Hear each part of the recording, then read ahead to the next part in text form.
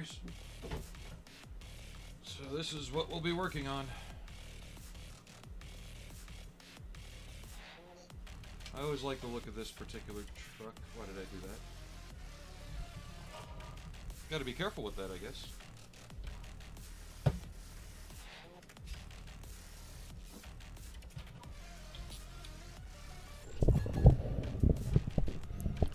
Is that better?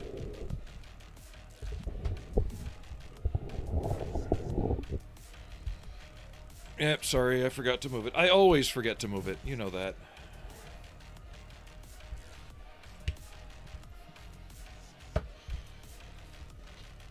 But yeah, I always like the just the beefy look of this kind of truck. And it was made famous by a TV show back in the late 70s, early 80s called BJ and the Bear. But we're not doing it red and white, even though I do have the right trailer for that if I really wanted to do that. Problem is, the truck from the show had very specific decals on the doors, which I can't get. Yeah, Solway was talking to me about he's building the Freightliner. I might attempt that one again. I don't know. But there's the instructions. Let's open some bags, shall we? I haven't really looked at this too thoroughly. Generic Ertl bags for turn signals, rear lights, things like that. Frankie, if you're gonna play, bring it here so we can play fetch.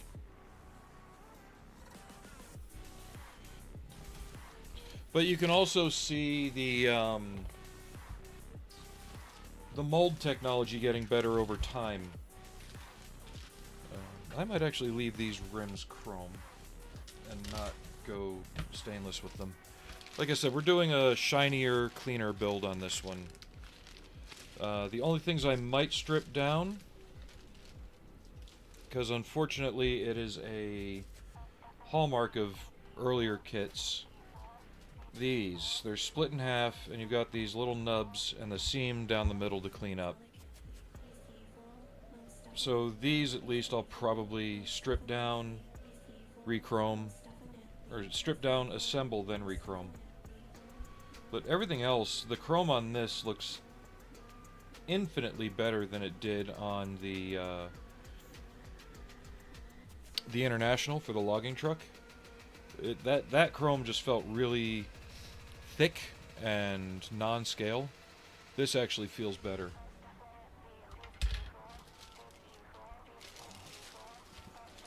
And there's not as many unnecessary pieces being chromed.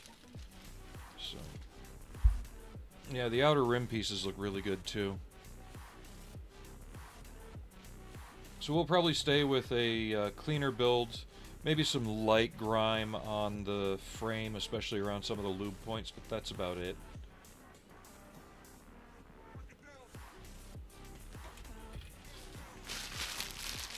Hey Alex, how you doing? Happy New Year. So I have to ask, did you sub-bum my channel after I ended the last stream? If so, thank you very much.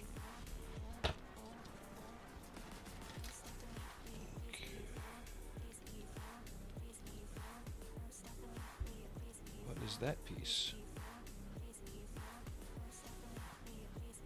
because after the last stream somebody went on and followed and then subbed, and I don't know who it was.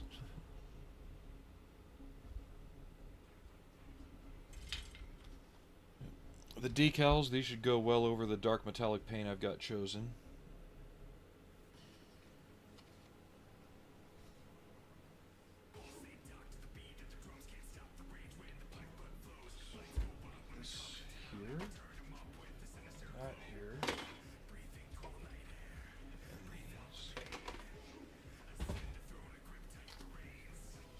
Here's part of the interior.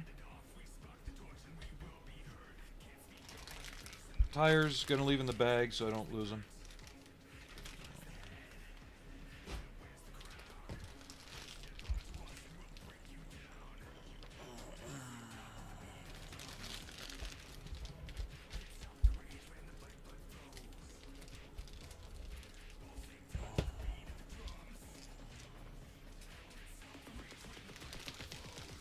But another reason that you can tell this is a much more modern tool kit is just how clean the molding is and how sharp it is. If this is an older kit than it's supposed to be, we'd have a lot of flash on the parts. The International had a ton of flash that needed to be cleaned up. This almost looks like it was tooled yesterday. But the kit itself really hasn't been reissued since the 80s. So it probably spent a lot of time sitting, so not getting used and worn out. Well, it is much appreciated.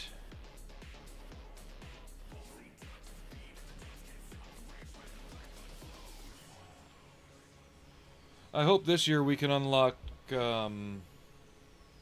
the level 3 subs. We got level 2 subs open, but in order to get level 3 I need 36 subs, I think. So we're a third of the way there.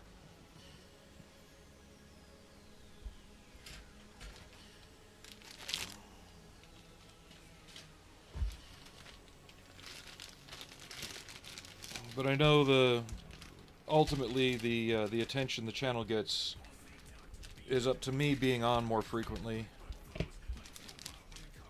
and the overall channel traffic. It's an interesting balancing act, really.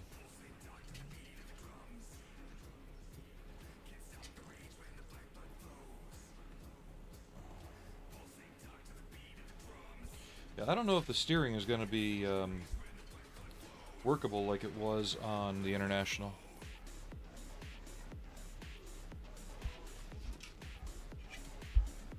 More interior parts. Looks like this gets an overlay of a different piece.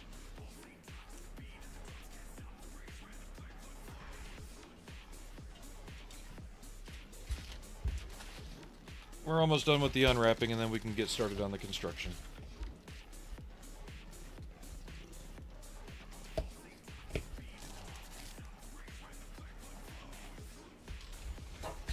Yeah, it was just surprising to me because it was like a half an hour after I stopped streaming, I started getting notifications, and I'm like, what the heck?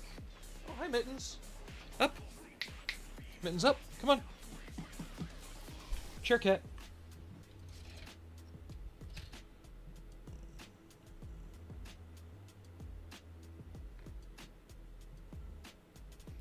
Yeah, this looks much more strongly and recently tooled. Oh, thank God. I really dislike when they do the fuel tanks in chrome. So seeing these in plastic, or in bare plastic, is excellent. Okay, these can go over here for a minute. And the frame. There's our little stalk for holding our airlines.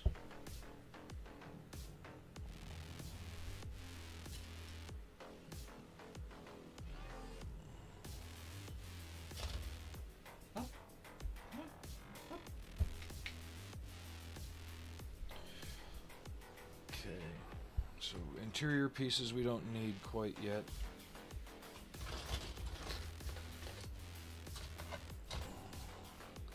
Engine pieces we do. Okay.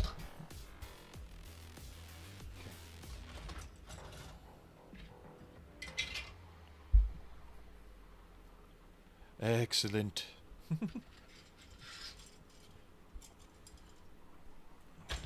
Can I glue these onto the cab before I put the cab on the frame? If I can, I'm going to jump ahead and do that. There we go! We have Mittens doing chair cat. Good boy, Mitty. Yeah.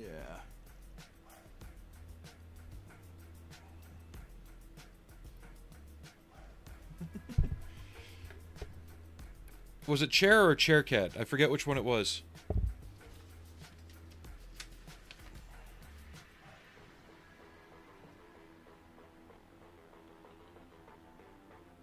Okay, it looks like these have to go on after this is on.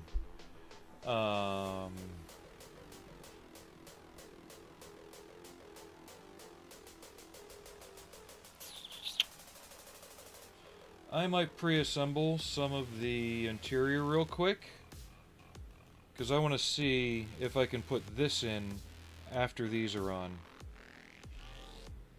Because I want to be able to paint this freely.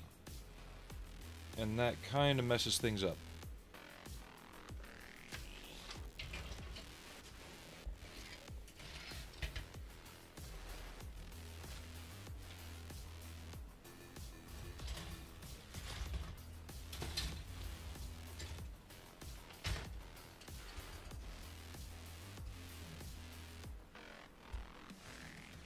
So I can assemble the tub real quick because that's all going to get painted one way. I could have sworn we had a chair cat thing. How can we get him more? There we go. Pretty boy.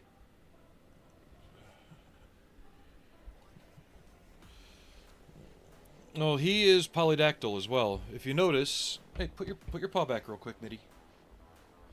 Come on. Show your thumbs. He's got extra toes. So he's got 24 toes.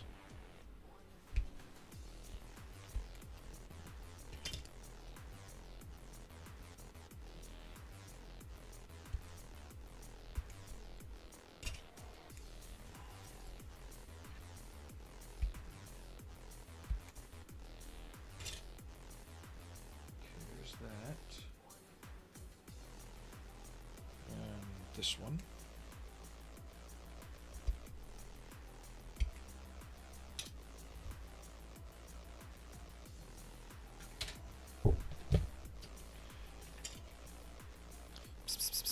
Mittens. I'm actually glad to have an office chair like this again. It's much more comfortable on the lower back and the booty. And oh, there is kind of an entertainment center built in there. I'm going to have to look up pictures of the interior of this thing and see if maybe I can detail it up a bit more. Well, the whole trend started with Arnie, but he's getting a little too old to do it. He'll still try. And then Mittens and Marbles picked it up. So get you glued here.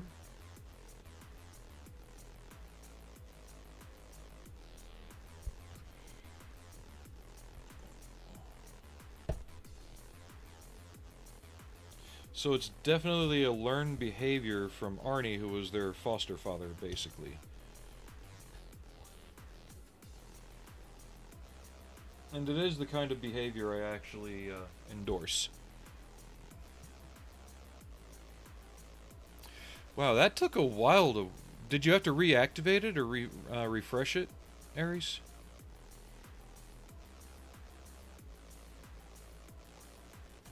Okay.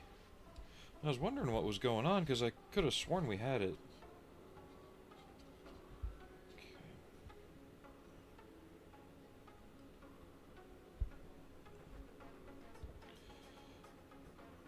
But for this, there's a couple figure sets by Masterbox Models I might get. One is the driver, and I can either buy the Lot Lizard, or I can get, like, a passenger with a dog, so, like, they're sitting there together.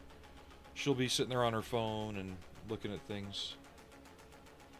Okay, I see what I'm doing wrong here. Aha!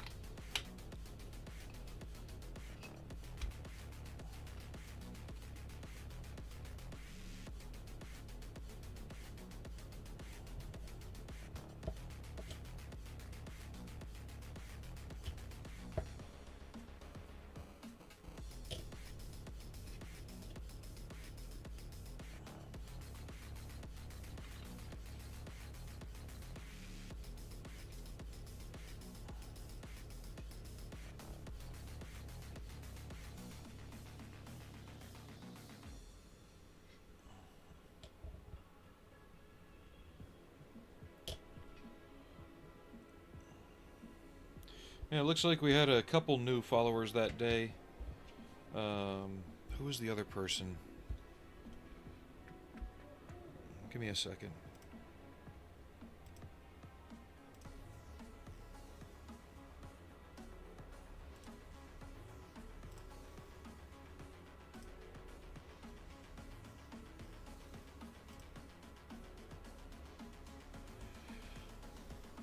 So yeah, a dog mama followed about 6 days ago.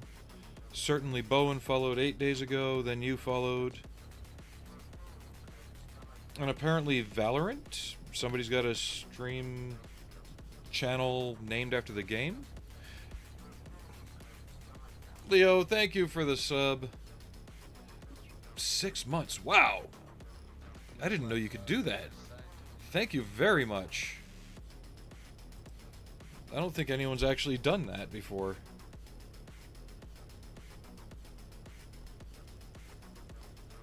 Whoop, whoop. That's awesome. Thank you.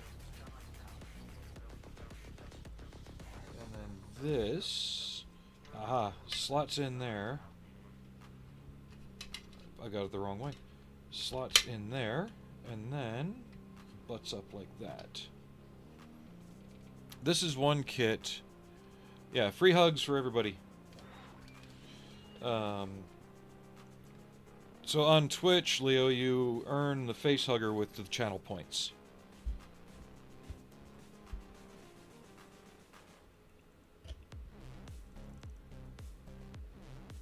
So the more you're active and stuff like that, you get to use it more frequently.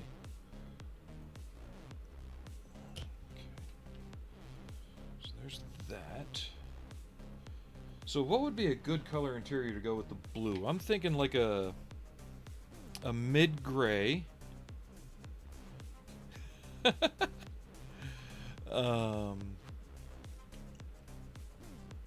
Yeah, a mid-gray with like a darker slate gray padding.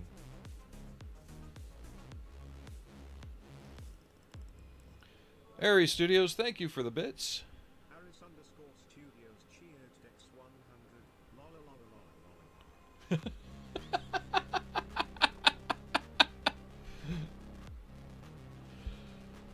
Okay, so there's that.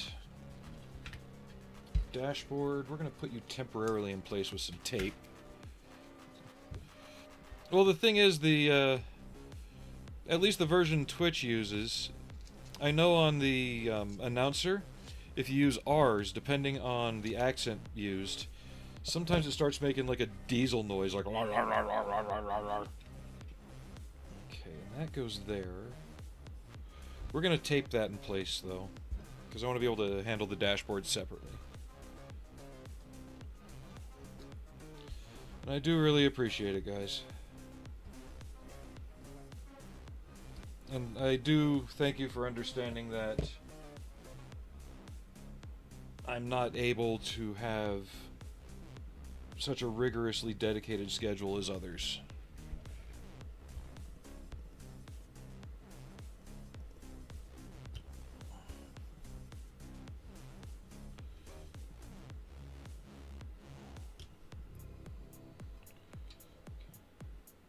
This thing's definitely a shaggin' wagon in the back. It's got all the padding and all the other stuff.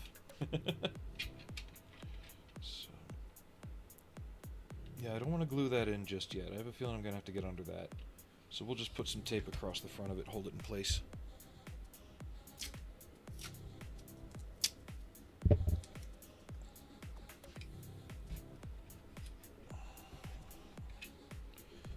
Okay. So I need this, and where did they go?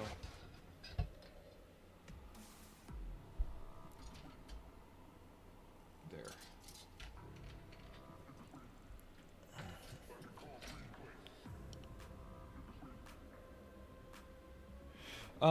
Gonna be doing the box scheme, so the same dark blue. Oh, Mittens got down. Mittens, Arnie's not going to try and jump up here. He's not that young anymore. So, yeah, I'm going to be doing this scheme. The decals are pre-made for it. I think it'll look pretty hot. And it looks like the interior is a mix of grays.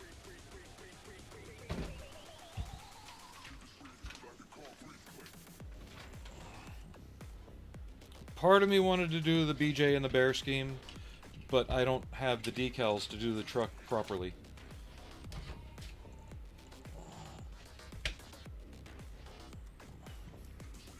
Oh, I've already got a blue for that. Jen got me a set of metallics for Christmas by Vallejo, and they're airbrush metallics. And they have the most excellent pearlescent blue metallic in them. I'd already bought the Duplicolor can paint to spray it for that.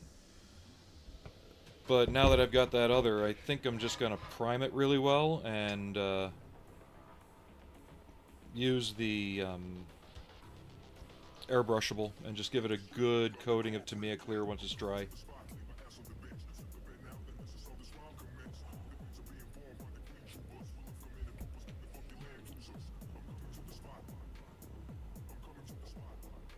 Yeah, but the last time when you did the big gift sub thing, it activated a hype train while I was offline. Here, let me go over what it did.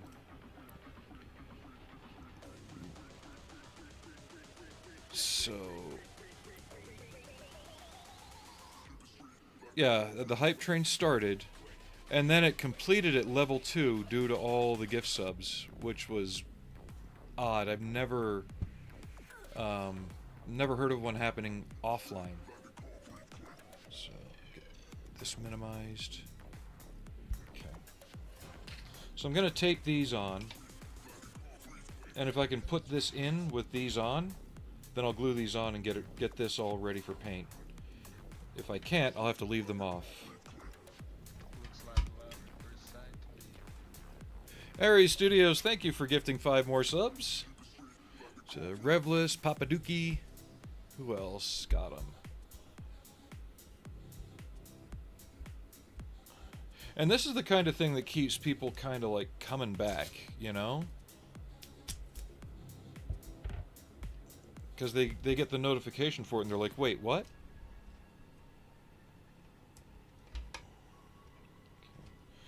But this is the kind of pre-planning work that I had to do on the logging truck, which made me have to take it like 3 different ways.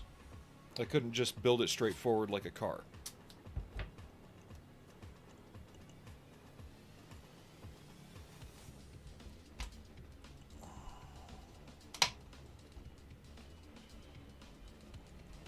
Okay, there's that one. And I think the other reason I like this truck, when I was a kid, I had a record just called Road Music. And it...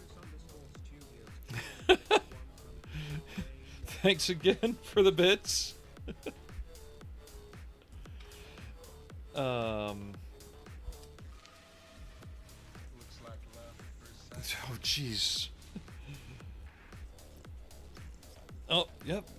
Thank you for the 10 gift subs. Are we at tier 3 yet? Or are we... Oh, we're getting close. We are getting so close.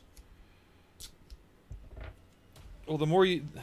We need more people in here doing more things for the hype train to really kick in. If it's the same 2 people, it's a lot harder to do.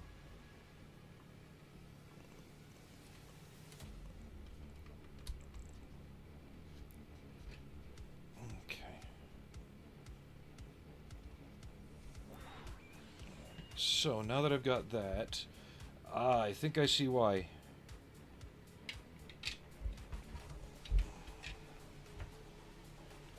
But I might be able to work around it.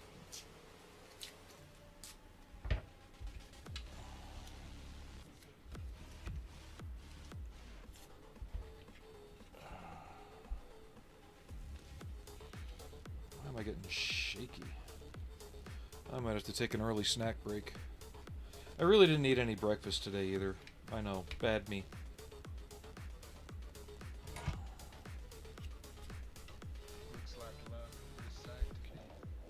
Aries Studios. So is that 10 more? We're at 38.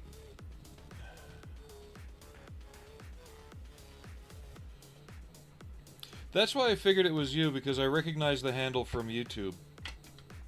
Yeah, that's why I can't glue that in yet. Or glue those on yet. 38 of 35? I know we need 36 to start it, though. So in order to do this, I can't glue these on yet. Because we have these little steps built into the body that keep this from going on. So that's the reason why. Oh well, I'll just have to paint carefully. Because I can paint this beforehand. And then paint these beforehand.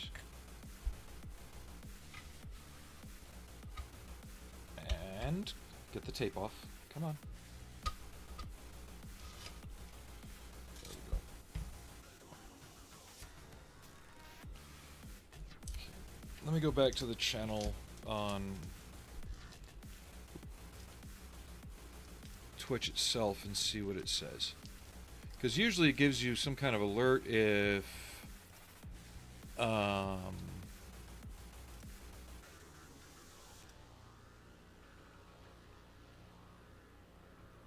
yep, new record, we're at level 6. How long has the hype train been going? Because it's not showing up on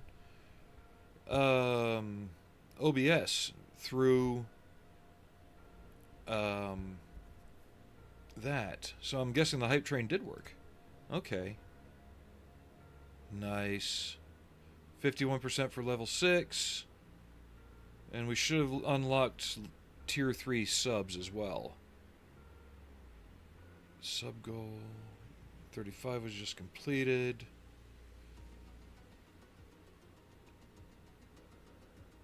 Okay, I'm just reading all the different things to see what it's telling me. Oh, we got ads starting for anybody out there. We're at 727 followers. Now we can just get more people in here. It's getting there.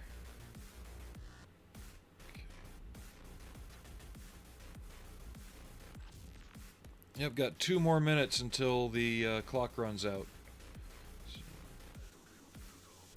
So I'm going to keep that up on Twitch. Because that'll at least let me know what's going on with that. Okay, level 6 unlocked. What's the next level on the hype train?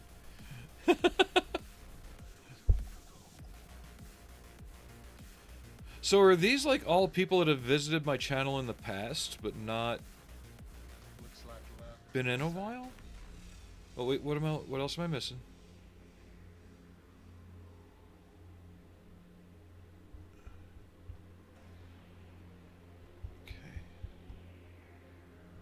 Harry Studios just resubbed it. Yep, resubbed it. Tier 3. Awesome. Thank you.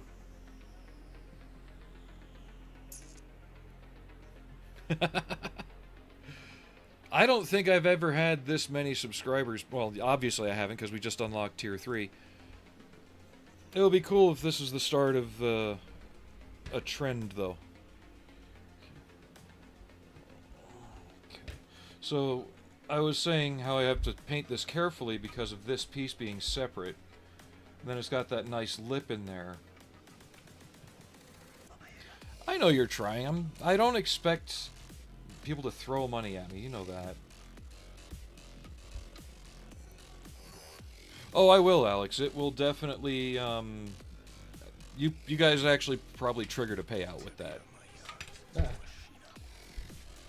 Because for level 1 subs, I get 250. Basically, the streamer gets 50% of the sub. On average. And the payouts happen every $50. Okay,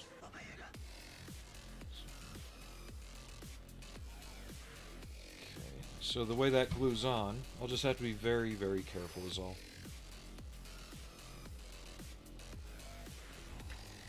Some seam cleanup there.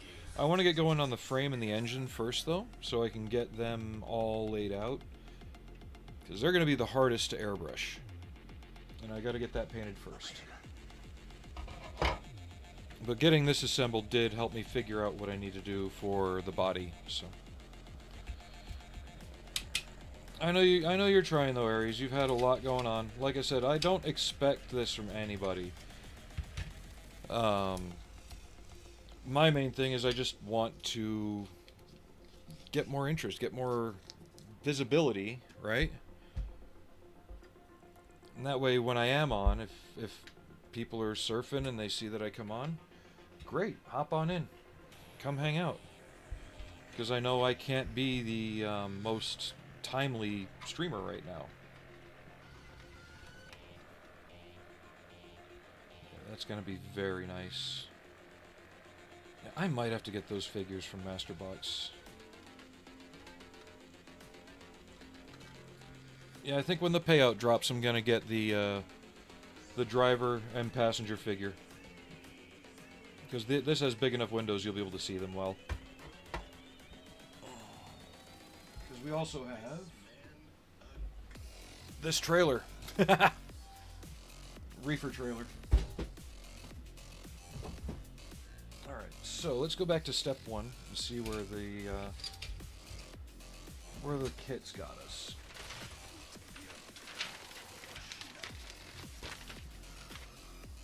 Step 1 is assembly of the block. Transmission, engine block, and heads with the oil pan.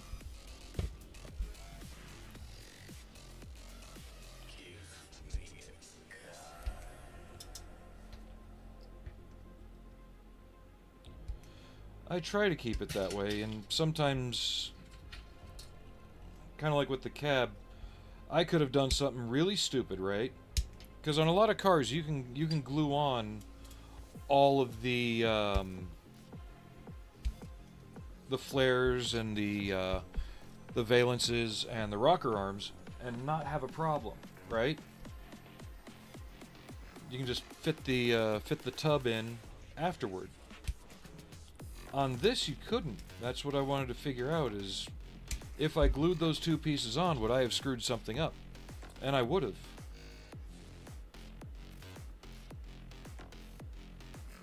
So it pays to kind of think in advance like that. Where's the oil pan? There it is. Okay. But I especially like that none of the parts on this so far are chrome. Oh wait, what just popped up? What is that?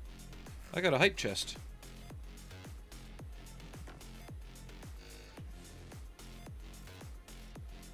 So it looks like we've got an emote to use. Yeah.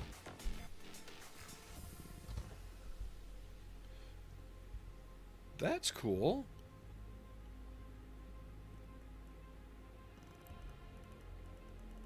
Hype chests are on the way.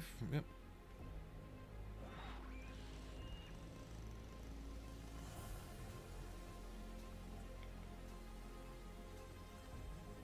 And I will be streaming tomorrow, as well as today. Today got off to a rocky start. I honestly didn't know if I was going to be on or not.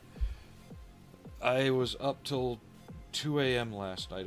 I could not get to sleep. It was raining, and then snowing, and then raining. Like, I had all kinds of stuff going on here. Just achy breaky stuff.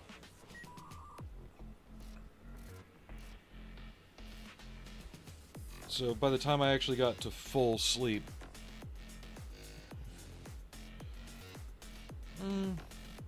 that's part of it. I mean, when you're building, you do want to think. Sometimes you want a kit that...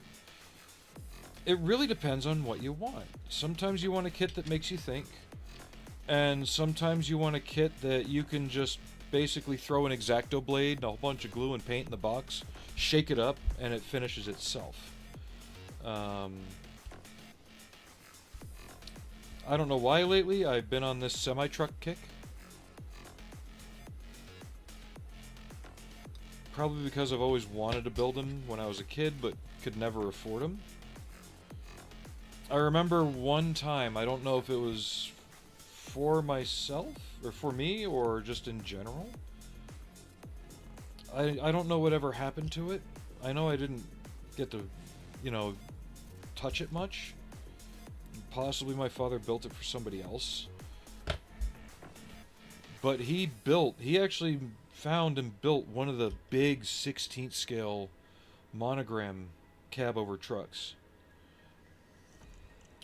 I remember being able to hold it and stuff. I was like 5, maybe 6 at the time. I don't remember playing with it, so I don't think I broke it. But I don't remember seeing it very much. Trying to find one now on eBay is like, they're out there.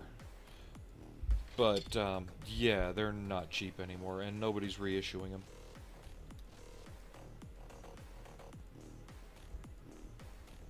I mean, imagine this truck, 1/16 scale, right? That's as big as the tanks, if not bigger.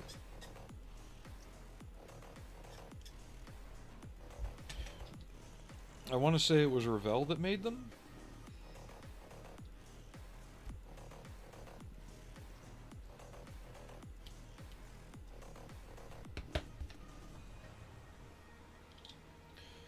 But I do really appreciate it, guys. It just lets me know I'm doing something right.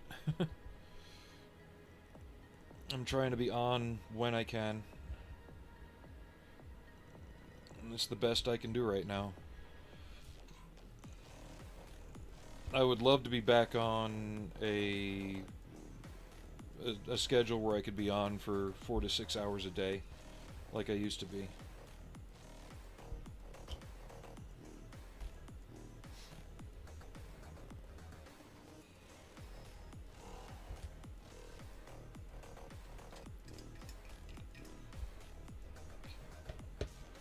Alright, now if you guys are ever building this, pay attention to your cylinder heads. You got the line and then the hole. On one side it's offset. See? This one goes on this side.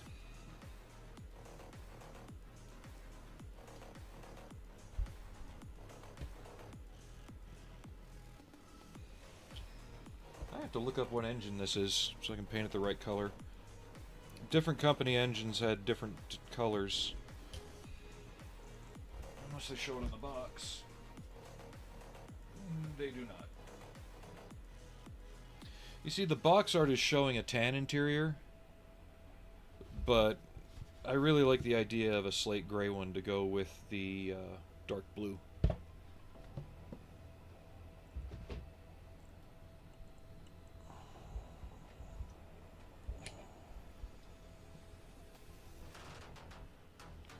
Monday, so I'll be streaming tomorrow, and then after that it will be Monday. Monday will be an interesting one. It probably won't be this truck, because Good Smile Company has reissued their Ed 209 kit.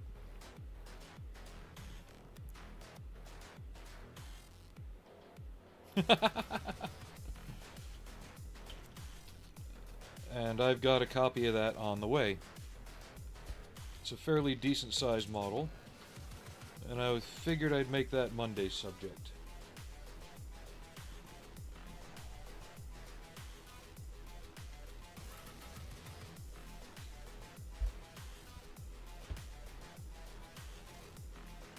So, unless the valve covers get covered by something, I'm probably going to leave them free till after painting the block. There is a supercharger I've got to assemble. If it's not chrome, I'm gonna leave it off if I can.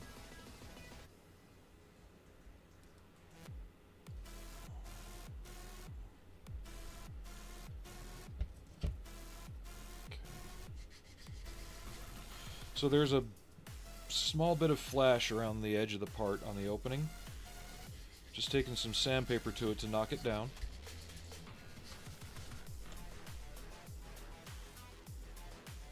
And that only fits one way, gets you a much tighter fit.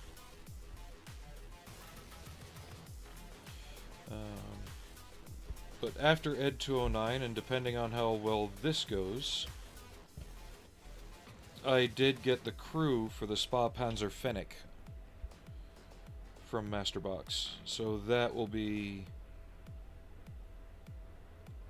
moved up the build calendar, basically. So it comes with the 3 crew figures to pose with the Fennec, and then 2 Bundeswehr soldiers to put on the ground. If I could find the pictures of a Fennec in like a training configuration with the laser tag, what is it called? The Agdis gear, I guess. And maybe do something like that for a display base.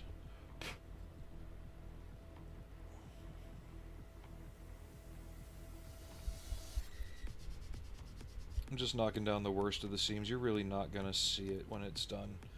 I don't plan on flipping this thing on its back too much.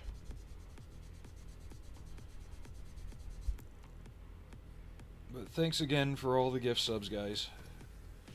And we did unlock Tier 3, so I hope more people will feel inclined to use that in the future.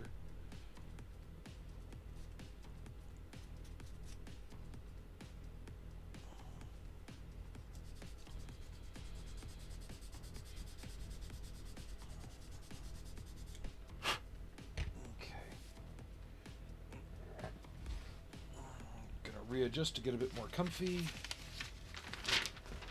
Let's see what this is telling us.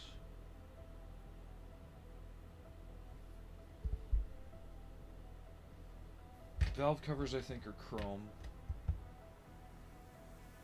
as well as the breather and the PCV that go in it. Let me see.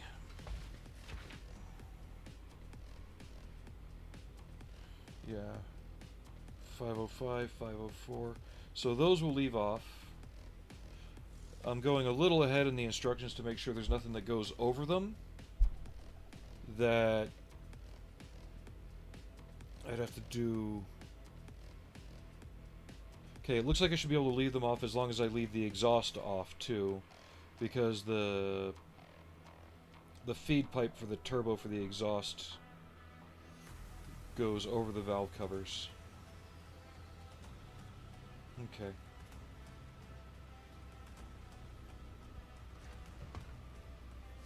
Sorry, thinking out loud. Let me go to Google real quick.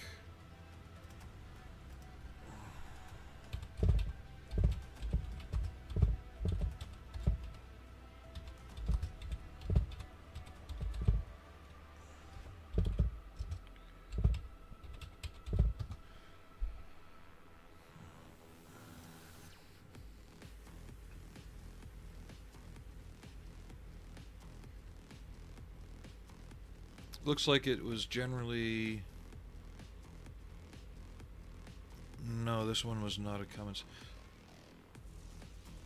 So this has a turbo super... Jesus Christ.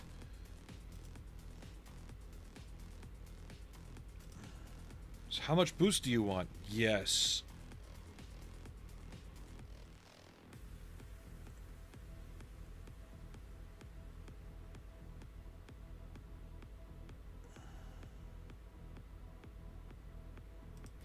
All the pictures I'm seeing aren't showing the turbo super. They're showing an inline engine, an inline 6 diesel.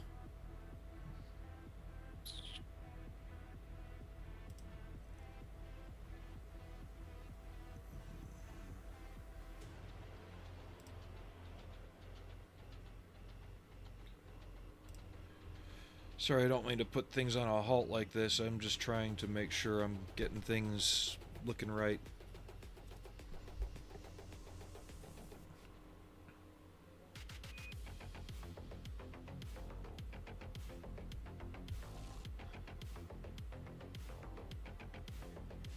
There's the BJ and the Bear one. That was a cool show. I'm sorry. Maybe that's what got me in. That's part of what got me into trucking as a kid. You know, the whole look of the vehicles. And all the trips to Pennsylvania and back, I'd always just see these trucks on the road with all the lights and stuff.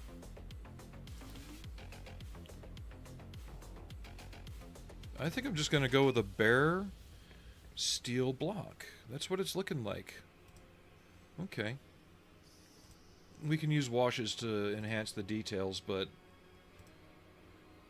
it should do something.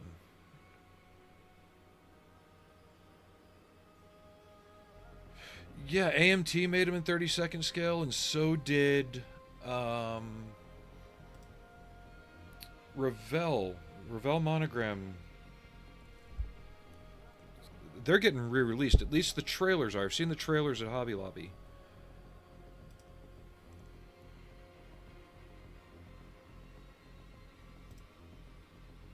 Yeah, the Revell Germany kit has the inline engine. That's where I'm seeing that from. So Revell Germany did one as well. Probably a rebox of an Italeri kit.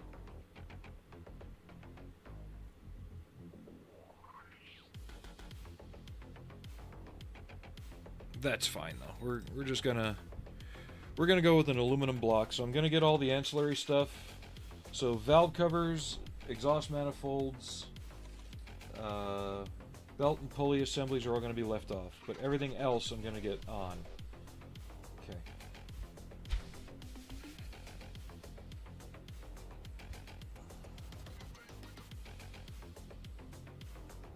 That looks like mostly suspension.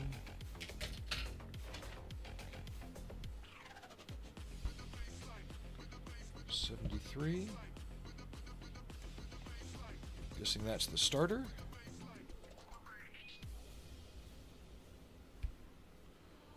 70 looks like the fuel pump and filter, maybe?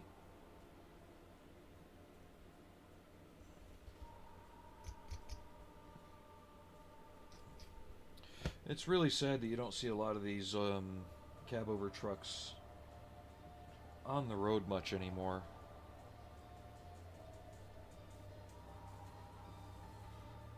Okay, looks like this goes like that. Somehow. Okay, like that. Every now and again you'll see them, but not too often. One cool truck that's around here, though. You ever see the movie Convoy with Chris Christopherson? Old trucking movie. Song, or based. I don't know if the song is based on the movie or the movie was based on the song. Either way, it was a good, late 70s, early 80s flick. Somebody around here owns a truck that is modeled exactly after Rubber Duck's truck. Even down to the duck on the hood.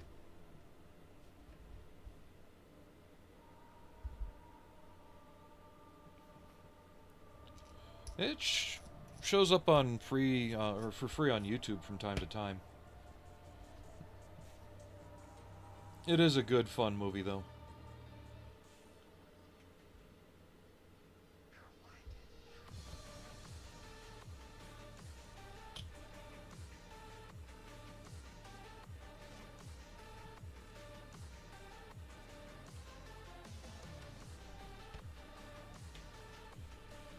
Okay.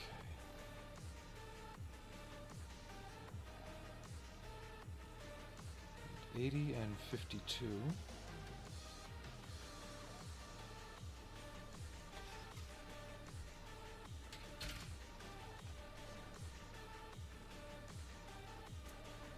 So that's 52.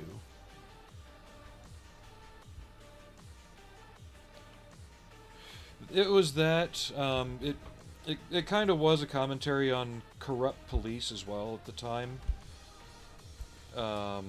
And it was also a slight dig at the 55 mile an hour speed limit that was imposed as well, and how it really didn't do shit.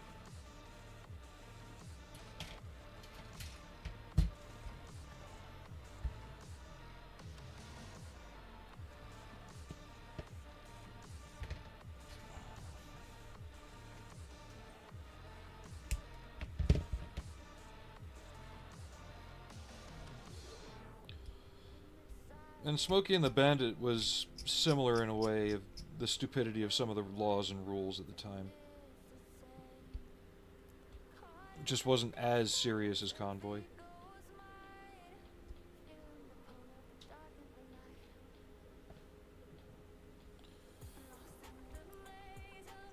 And they couldn't have picked a better actor to play the corrupt sheriff than Ernest Borgnine.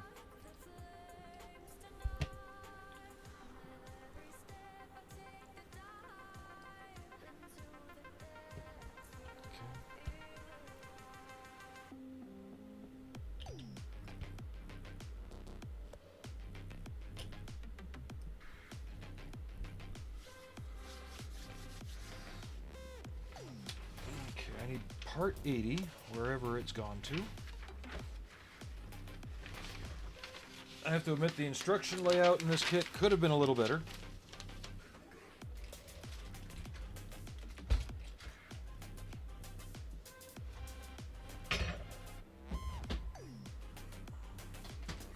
I don't think it's chrome, but just in case. No, it appears not. Decals out of the way.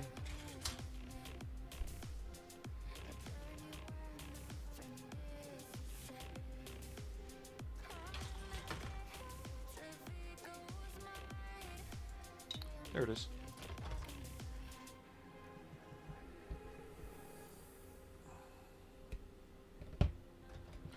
But some of the scenery that movie had, especially at the beginning, when they're driving through Arizona, I've been on some of those highways. They actually do get covered in dirt and sand drifts like they show. It's that desolate out there, especially between Phoenix and Tucson.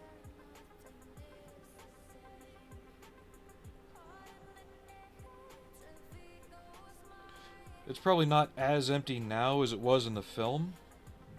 But when I lived there in the 90s, which wasn't too far after the film was made, really, yeah, there's absolutely nothing out there.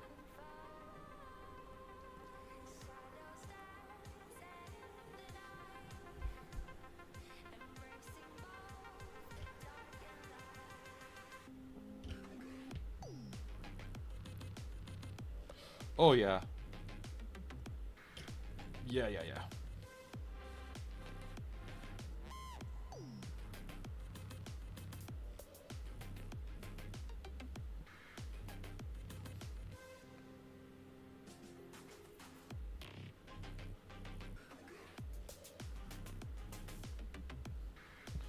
And sadly, Chris Christopherson passed away back in September last year.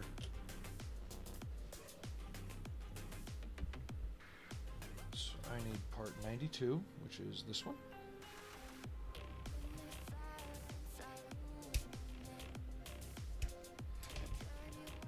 And part number 69, which appears to be EGR of some sort.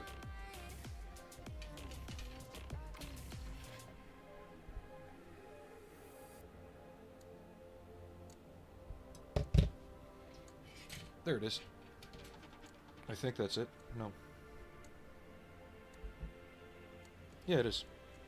69.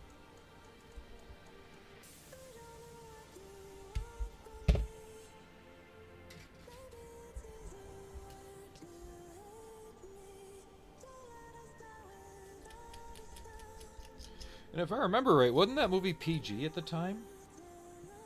Given some of the stuff that's in it, it wouldn't be these days.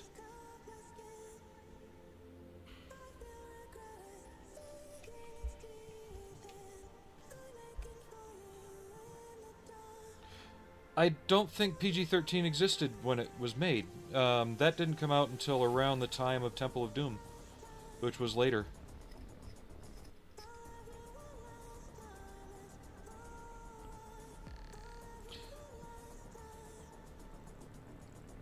Like, I think even the original MASH was PG.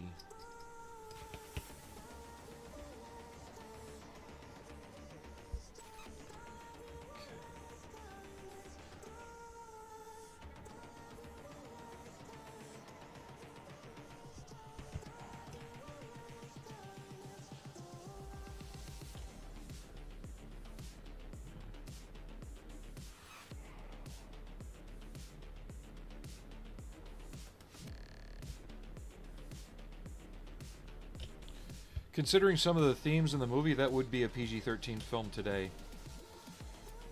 But what I think is really interesting is how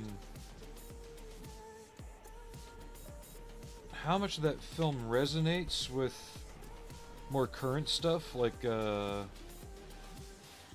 guy who played it up as Bulldozer. You know, that kind of stuff. It's very interesting.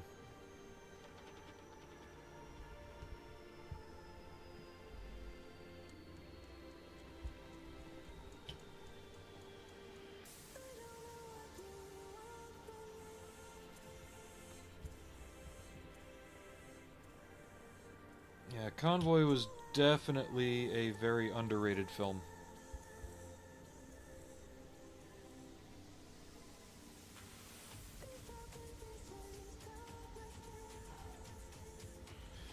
And it's one of the few, considering all the stuff that's happened in recent years with the trucker convoys that happened in Canada and in the US. I'm amazed Hollywood hasn't tried to, you know, remake it or do something with it. That's...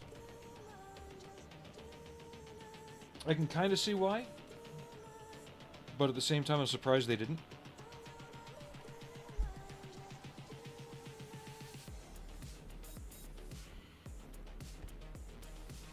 Okay.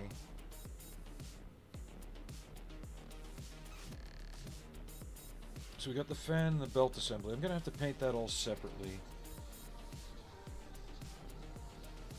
There's an accessory drive that goes on the back of the block.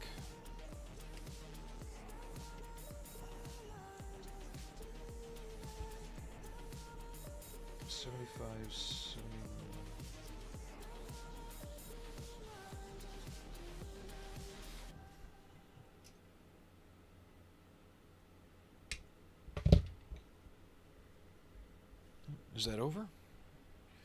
Okay, let me get the next one started. Since that's over, it means it's definitely time for a break. Yep.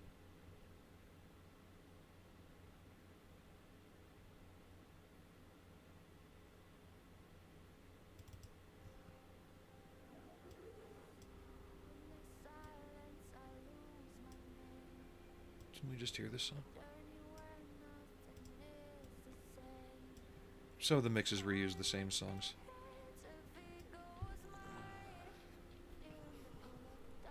Okay, let me get this glued on, then I'll take my quick break. Might have to have a sandwich, I don't know.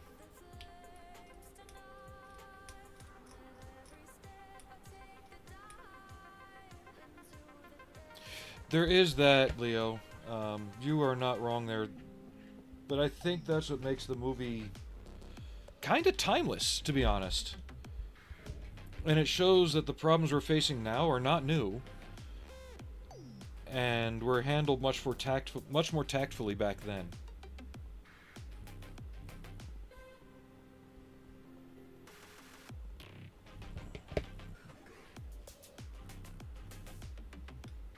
So that goes there. At least I think. Okay.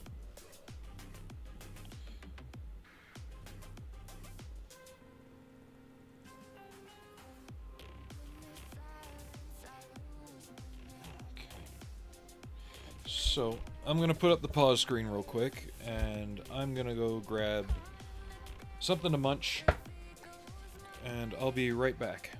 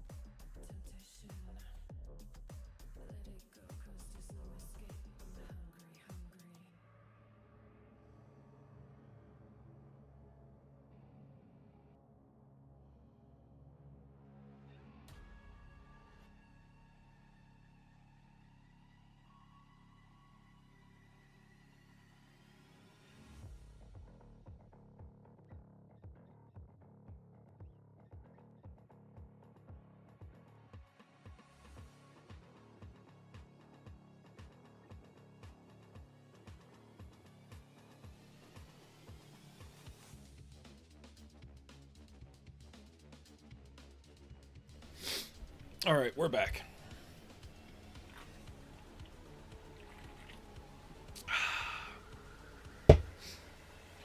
So this is the blue I was talking about. Hopefully the camera doesn't desaturate it too much.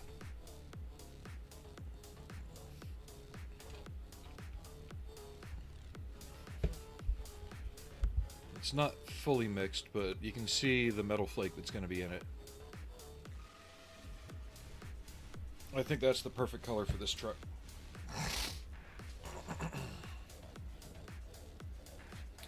And also, for anybody who is watching on YouTube, if you're one of the recent followers, I think I got 3 more in the past couple days. Or one of the subbers on YouTube. Thank you very much for that. Okay. So, 59. Need to glue 74 and 75 together.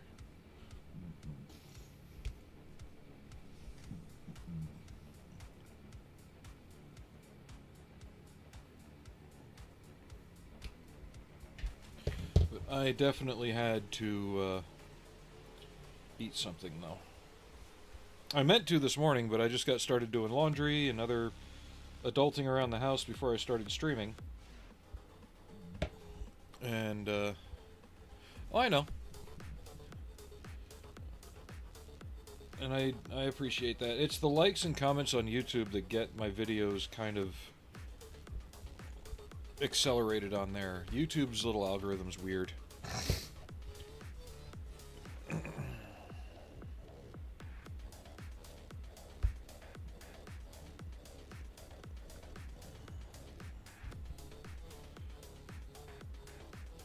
I guess Twitch's works kind of the same way too. The more you're on, the more notice you get. They'll put you out there more.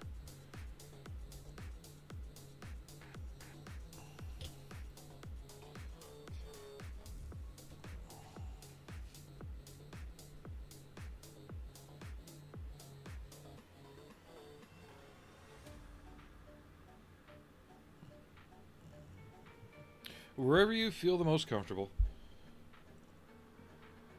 YouTube will grow as YouTube grows. Really can't do anything with it until there's 1,000 subscribers on YouTube. If I had 1,000 subscribers on Twitch, that would be borderline being able to be independent of having to work where I'm working now. That is a goal, yes, but it is not a realistic one at this time.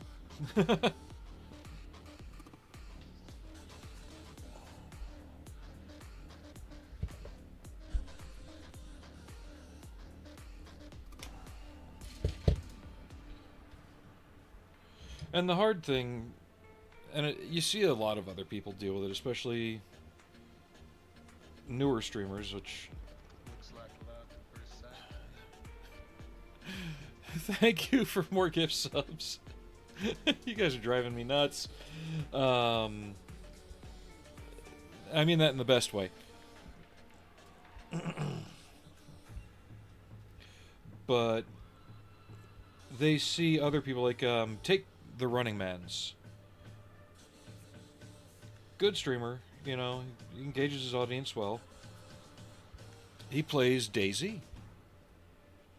And that's really all he does. He'll do charity events and stuff like that that are applicable to him. And he has, on the average, at least from what his numbers on his screen say, 5,000 subscribers a month. Whether it be by voluntary subscribing or by gift subs from viewers, right? But either way, 5,000 subscribers a month. Now, knowing that basically, say that was me, right? Say I had 5,000 subscribers. God, that would be insane. And the amount of people watching is just ridiculous. But he's good at it. He keeps up with his audience. He answers them, and he doesn't play favorites with subs or not. If you're on his stream watching, he'll talk to you. Right? So with that, I don't know what arrangement he has, right? But if that was me right now, if I had an average of even 2,000 subscribers a month, say, let's cut that in half. I would be making more money than I am at my job right now off that. And that's just off the subscriptions. In order to get that many subs, the viewer traffic would be higher. So I'd also be getting paid from ads, not just from the subs, because there's people who aren't subs who are watching ads. So, but that would enable someone in my position to make, $4,000 a month. It doesn't sound like a lot, but it is. I wouldn't really need much more than that to survive. Between my wife working her job and me working mine. So do the math. He's got average of 5,000 subs at $2.50 a sub, roughly. That's over $10,000 a month in Twitch subscribers alone. That's not YouTube revenue, that's not ad revenue, that's not sponsor revenue of any kind. That's not donations either. That's just subs.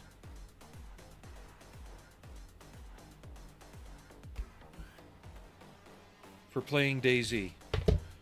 The idea of that is mind-boggling.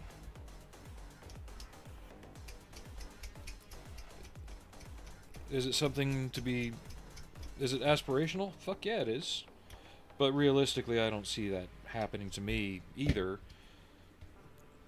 Because I don't have the ability to stream 5 days a week for up to 8 to 12 hours a day, depending on the schedule that he's got.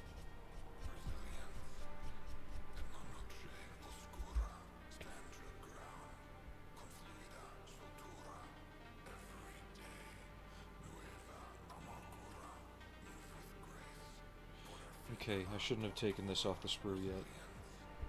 So I'll put that in the box. Oh, God, I wish we could. But that would also be a lot to ask of the current audience, since I really don't have the numbers to sustain that, regardless, in any kind of fashion. What was that?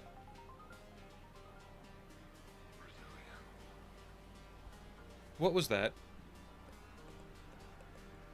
Peen Shiesty. You gotta wonder how many of these are real people or how many of these are bots on the names, though.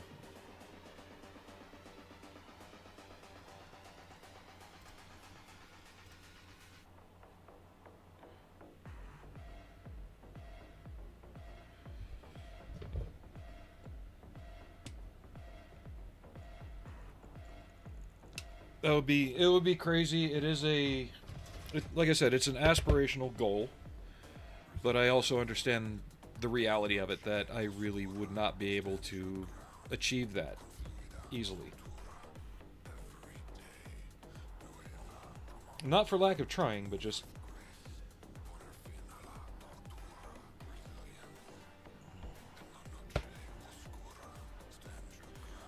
Because that's one of the goals when the wife and I move in a few years.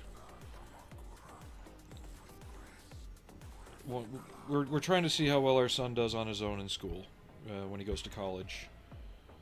And we'll have to see how the housing market... Oh, yes! That's no worry.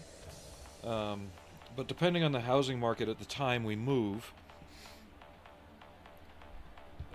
it might not be an impossibility for me to not work, because what we're hoping can happen is we want to buy a place up north, but we want to do it right, so that way we've got most of this house paid off or paid down, or the housing market is in such a position that we're selling the house at a surplus of what we owe, so we can just pay off the house with what we make. And if what we find is just the right price at the right time, essentially, not that I don't want to work to be lazy, but physical work is difficult for me, you know. I'm okay, but I can feel every year just a little, I get a little bit worse.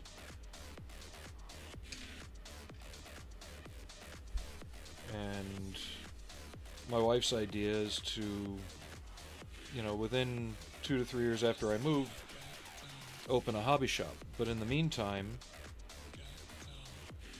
if the streaming can make up for the lack of a job, but not where I've got to have the overhead like I do now,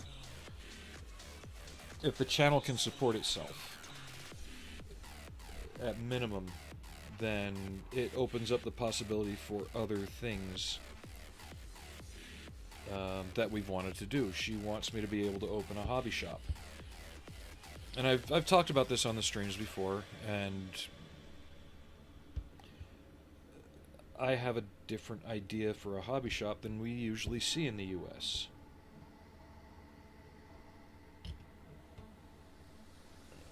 If you want to hear about it, I can keep going. I just don't want to sound like I'm repeating myself, you know? Okay, that's how that goes. Excellent. We're making good progress.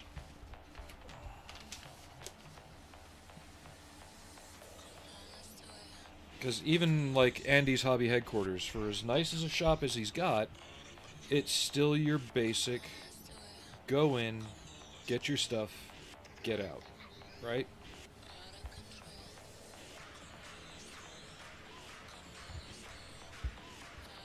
What if you had a hobby shop that was more like your old Warhammer stores, or Games Workshop stores, or just your wargaming stores in general, where you can go in, buy your model, and then chill out, work on it, you know?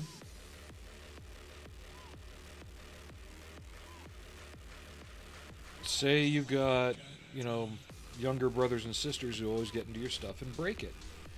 I know my brothers hated it when I did that shit.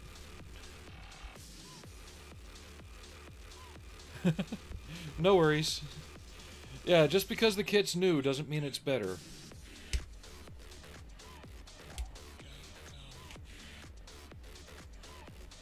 Yeah, the Hasegawa one might be a little long in the tooth, but there's just so much more out there for it that's easier to use. I know Ares makes a drop-in cockpit for it, basically.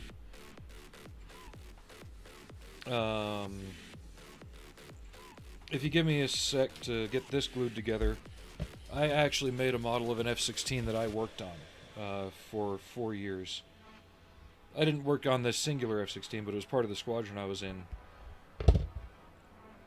And I used... It's the Italeri / Heller kit, so it's not the best to begin with. But I managed to graft the D-model cockpit for Hasegawa to it, and it just brought the whole model to life.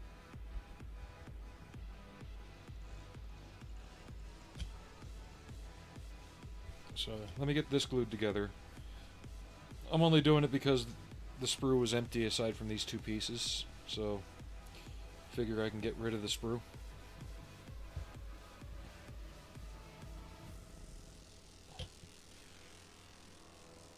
But back on the hobby shop thing, I want to be able to have a space that's kind of like this stream, where you can just go in and BS about the hobby again. Imagine having a shop that was also basically a walk-in model club whenever it was open.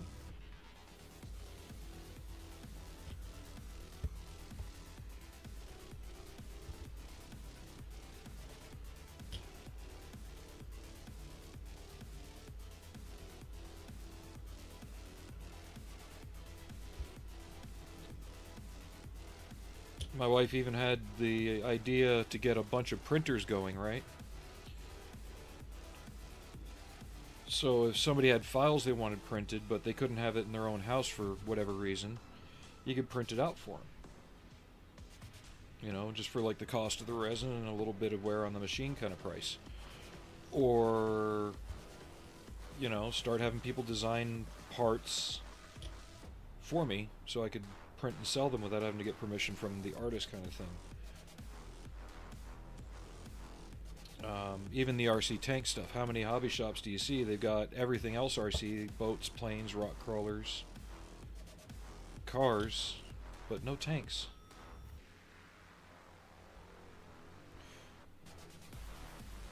I don't know. It's all just ideas right now, but that's what I want to aim for once we move.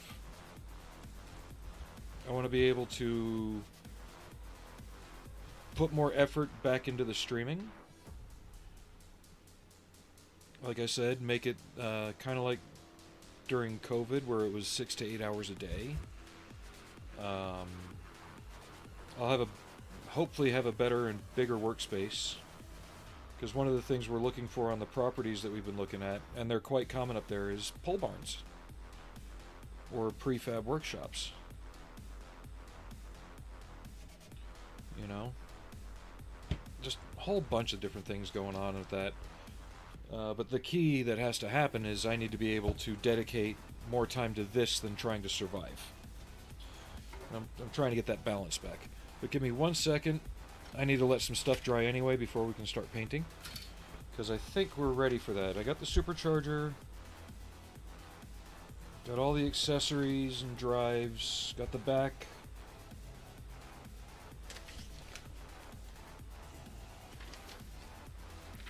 Then we move on to the frame. Yep. Okay.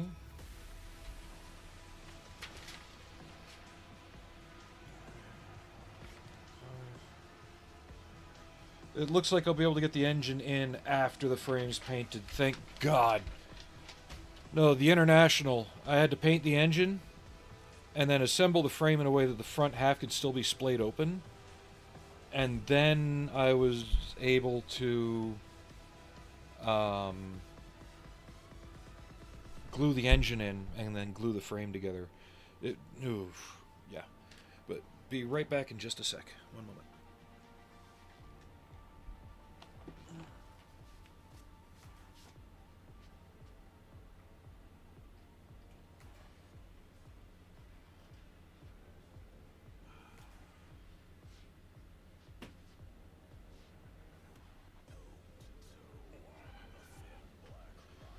Okay.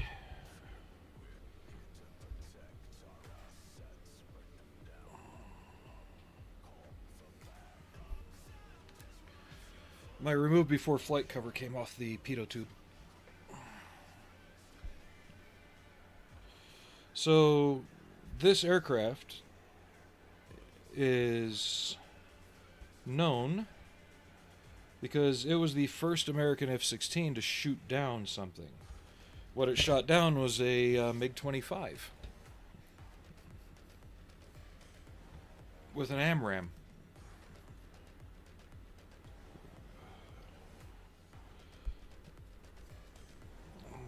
I just hope I can get the camera to focus on the cockpit well enough.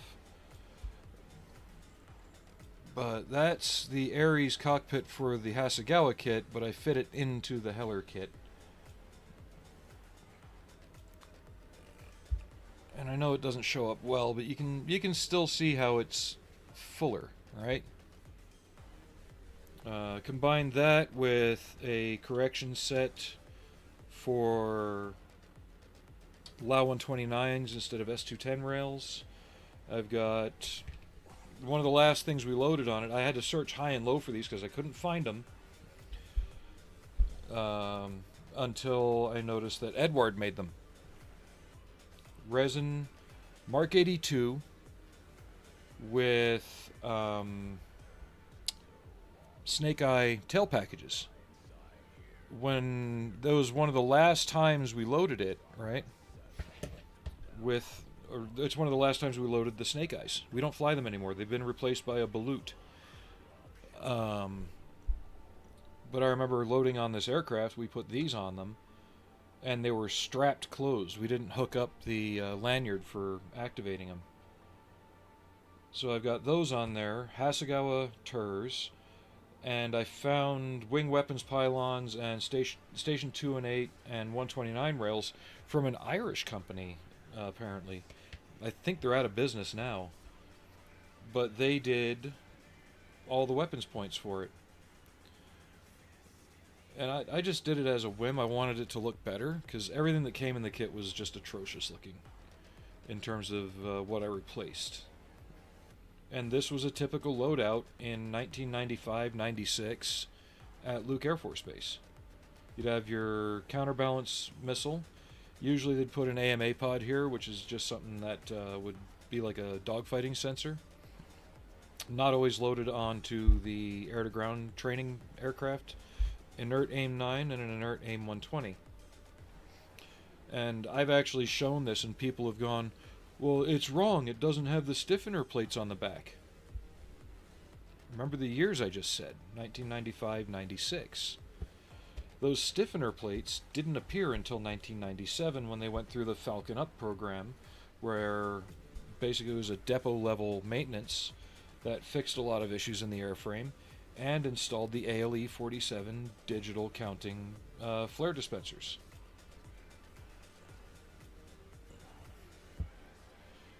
So, but yeah, this is just an example of older kit can still look good. There's still some other things wrong with it that the more knowledgeable people would notice, but for me, it looks good on the shelf. And that's the unit I was in, too.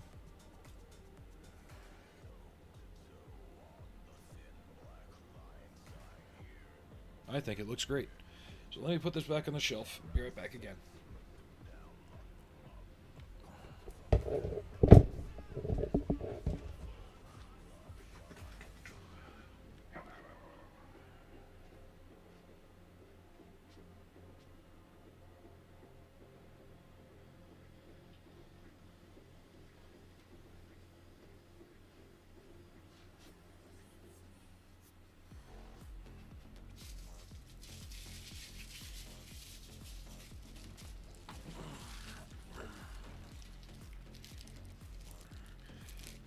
I just hope that F-16, when it's finally retired, it's still flying today at Luke as a training aircraft.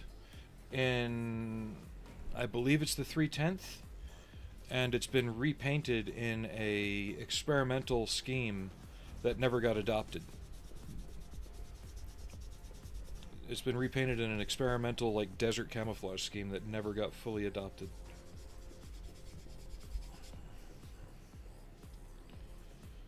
Yeah, we can sand more of that later. I want to keep going with the construction here. I'm going to assemble the fan and the belts, just so I can get those parts out of the way.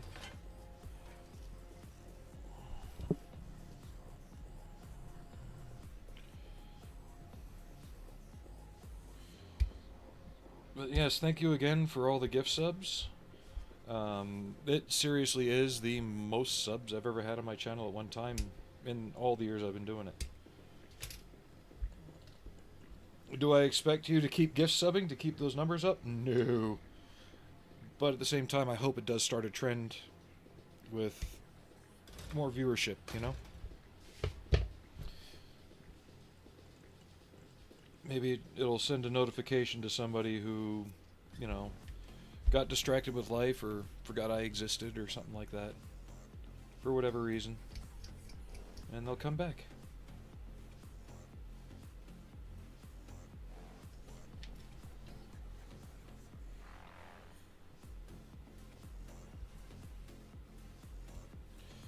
So just to show you how much I screw up, on the International, I forgot to put the fan on it. On the logging truck.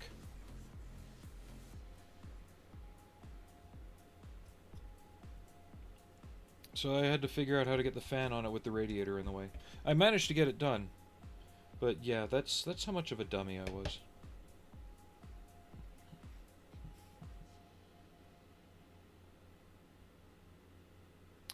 When I was there, the F-35 didn't exist. So, yes, a lot. It's basically AETC's main pilot training base for F-16 and F-35 airframes. Singapore has the 425th Black Widows out of there. I believe they're still flying F-16s. Okay, that one's over already. That was a shorter one. But they've got some of the cooler ones that have like the Israeli style spines and some of the other things on them. They got some really cool looking stuff.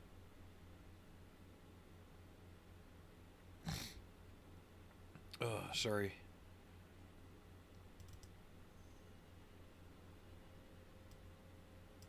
Don't mean to be snorting in your ears.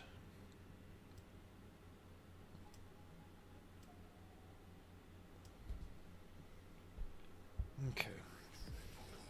So I'm not going to glue this on yet because I want to be able to paint the belts separately. But I do need to figure out how it's going to sit on. And if I can glue the starter, or not the starter, I want to say it's power steering, to the kit. Because if I can, I'll do that. What are we looking at? Give me 1 second.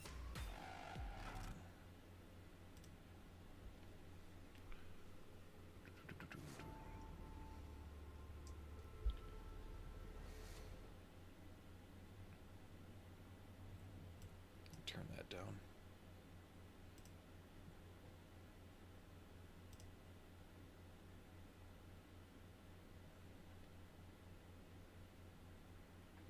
Yeah, so if you see on the tails of the F-16s how narrow it is, how skinny the base of the tail is, where the red and white marking is, that's indicative of an A or a B model.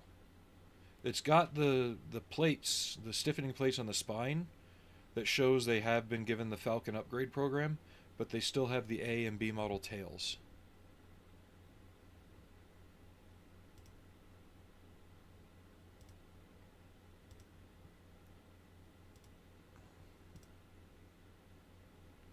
It's cool they're training out at Edwards, though. And depending on how your pilots are trained, some of them may even go through Luke Air Force Base. Hey, Flight Sim. How you doing? You were gifted a sub.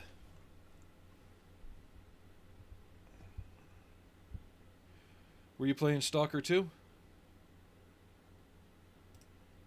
Get the music going again.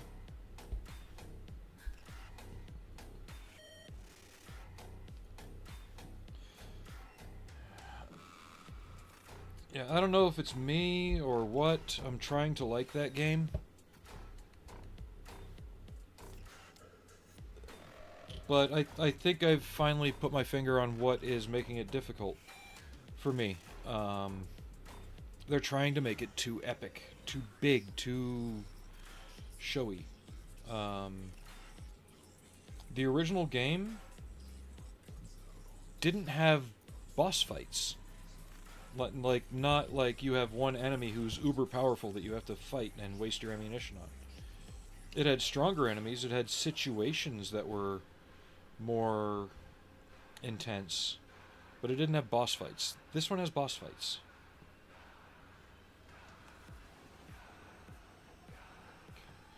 So I glued that on there, that way I can leave this as a separate assembly, but that is a nice looking engine. So what I'm leaving off is the exhaust manifolds, the valve covers, because the exhaust manifolds will be getting painted a rusty color, along with the pipes that feed into the turbo for the spooling.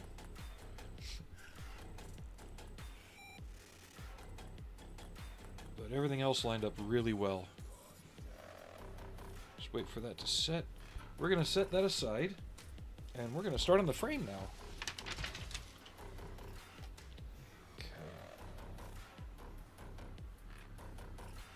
Yeah, we're not doing the tires yet. We're going to skip ahead to the frame.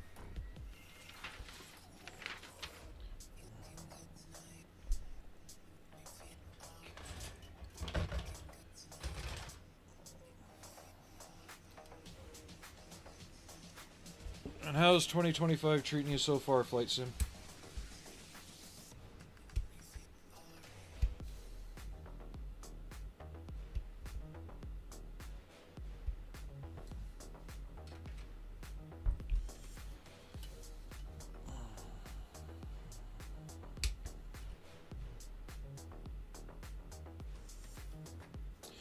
Most of them are, yes.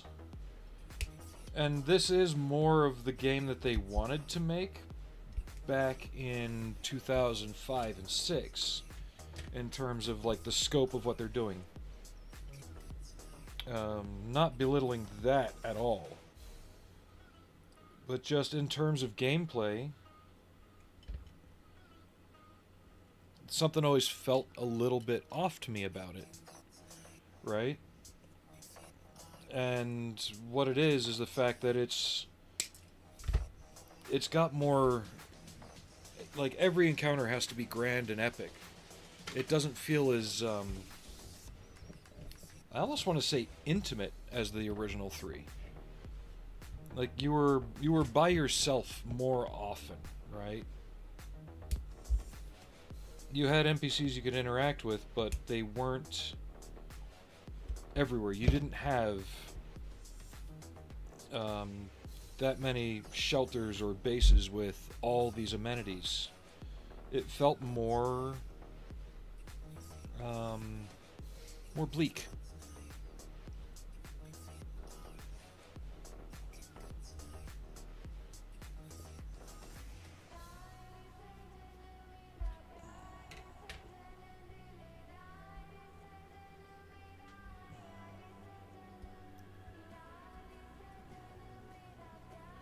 And I think that's what's been kind of keeping me from really getting into it. Like, I can play not even so much survival based.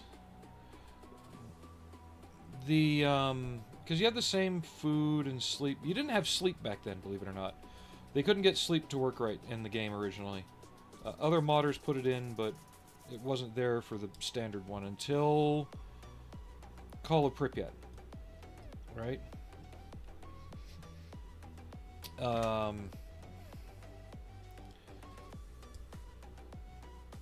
And it had the A-Life system, but you didn't feel like there was always somebody around. Like, it almost feels like there's too many people in the zone now. For as empty and controlled as it's supposed to be, it feels too populated.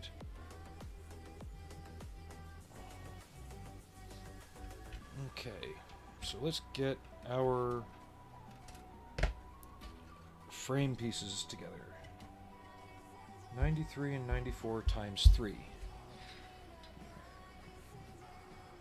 No worries, Aries.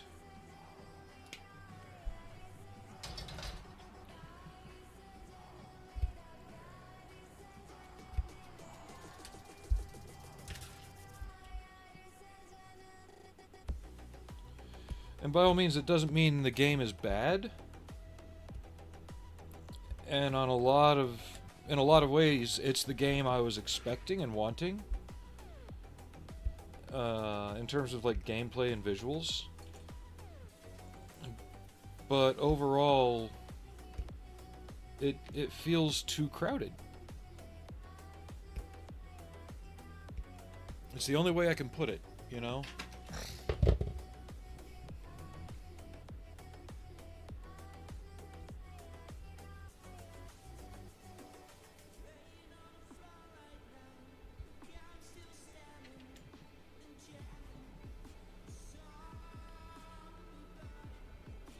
And they're getting A-Life working, but they're still relying on things spawning in within a certain radius of the player. Whereas before, and it was an advantage of the smaller individual levels that the original games had, and these kind of still could have had.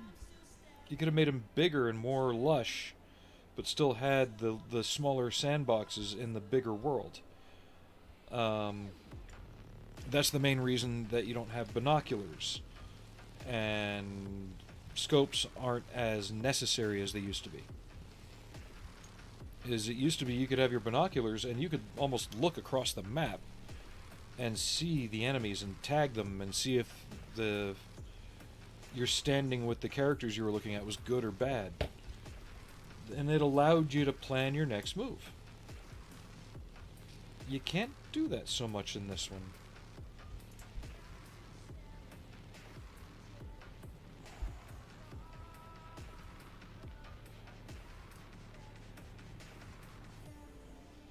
Okay, these get glued on like that.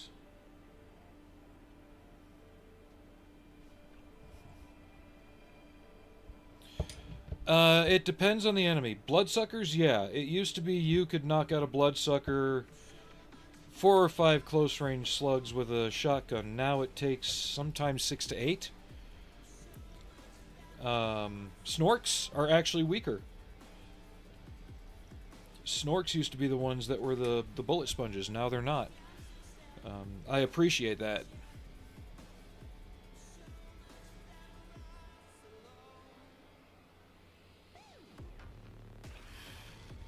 I never really got into Destiny. I can see the appeal to them, but I never liked the games that you had to be online for, right? Like Generation Zero, it's awesome that I can get on and play with Ares anytime I like. But it's also cool that I don't have to be online to play that game, you know? Stalker's the same way. You don't have to have the internet to play it. It's a single-player game. Do I wish that it had a multiplayer, like a co-op mode? Hell yeah. I know, that goes counter to me saying, oh, it feels too populated. There's something different about playing a game like Stalker if you had somebody to just fuck around with in there. Could you imagine the hilarity that you could get in the zone if you're just playing a game of fuck around and find out?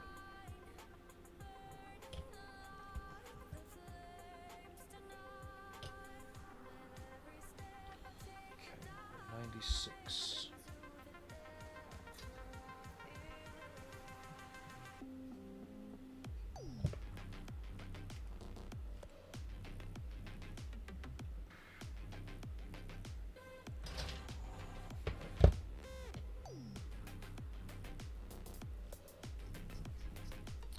And unfortunately, we're not getting any more updates on Generation Zero anymore. They've released the last DLC for it, and that's it. So this goes here. Okay.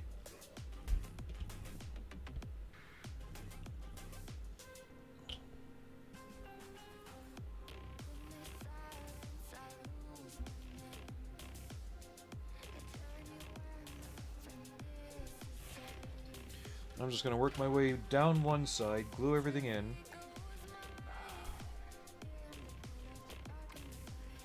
And then we'll glue the other side on. The only thing I'm not doing is it's got me putting... I could put the fender piece on, but I'm not gluing the lights in. Because they have me putting the clear pieces for the lights on some parts. It's not painted yet. Not going to do that.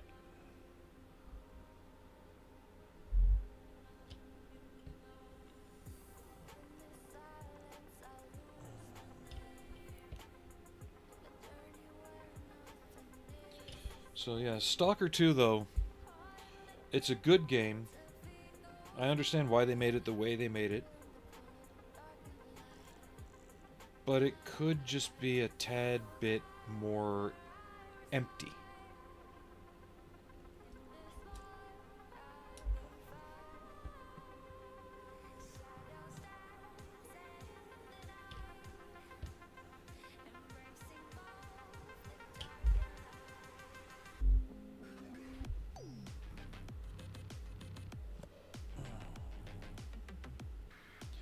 And I know it's for convenience of playing that they put basically a trader, a bed, a doctor, and all these other things in every single sub-level.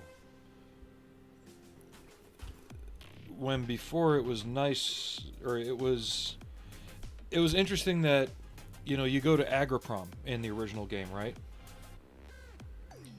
You had no safety net there. You had no trader. You had no store of any kind nearby. The closest one you had was either the 100 Rads Bar or Sidorovich at the time. So you had that. Red Forest, the same thing. Rostock was the same way. Dark Valley was the same way. You had a few traders, but for the most part, you were reliant on what you took with you and taking care of what you took with you. So 199. Okay. So it was a bit more survivally, where you really had to think ahead of time and make sure your guns were up to snuff. They weren't handing out the med kits like candy.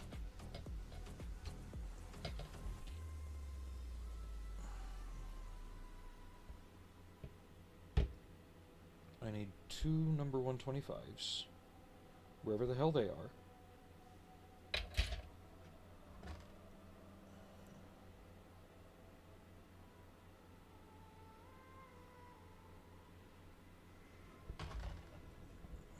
I don't think they're chrome.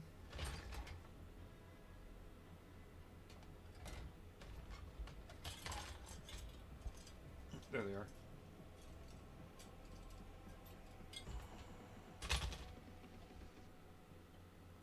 Okay, 125. 125. I got 125 and 124. No, I don't. Okay.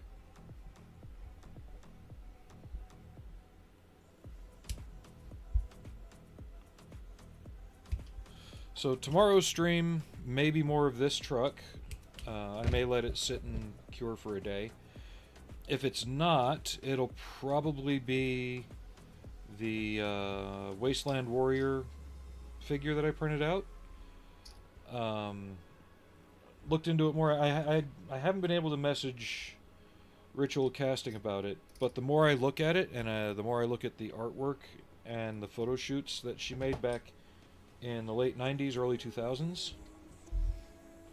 I really think this figure is based on,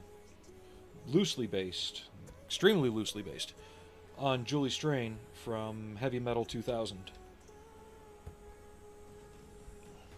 So I am going to paint it up like her character from those covers.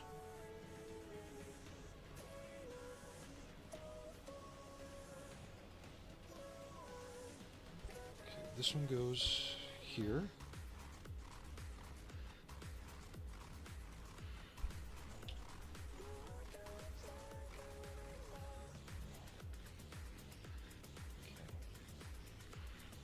There, still on the spur.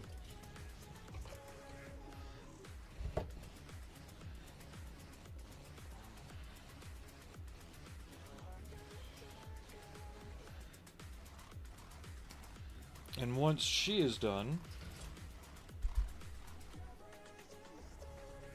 I'm gonna switch it up a bit, because I've been doing a lot of realistic style figures lately, and just overall realistic style stuff.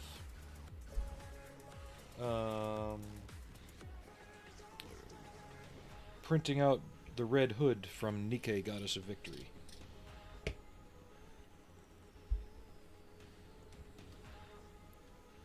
Got her torso done. I'm just waiting for more resin to get here on Saturday.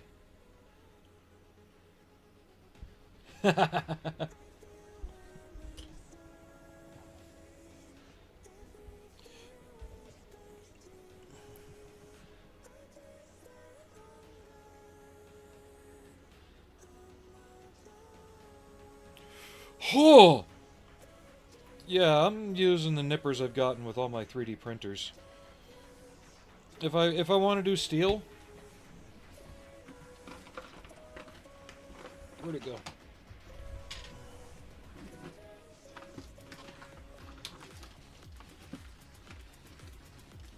If I want to do steel, ow!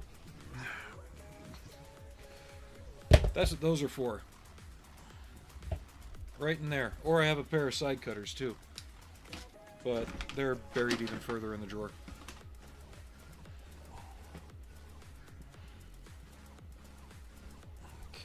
This goes there.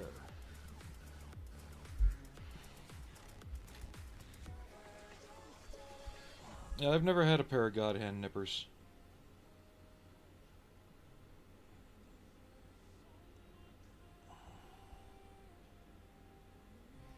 Which is funny considering all the Kotobukiya stuff that I build. You would think that I would probably have one. And hell, I even have the Napako version of the Architect.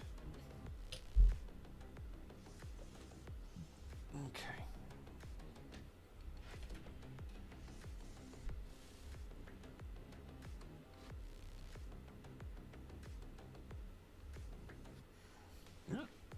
Excuse me.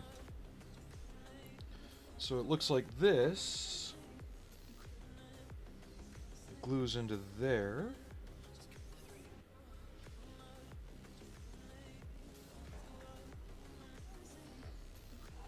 Did I just glue one of these in backwards? Hold on. Got that one right. Yep, I glued this one in backwards. That's fine. If you're on Twitch, you can put links to your Instagram. I do have a Discord that I never go into, unfortunately. I know, terrible me.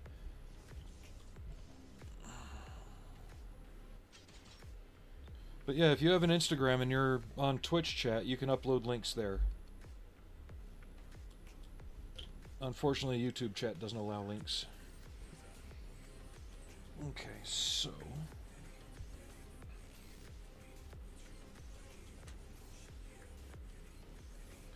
this goes here, and that glues there. Okay.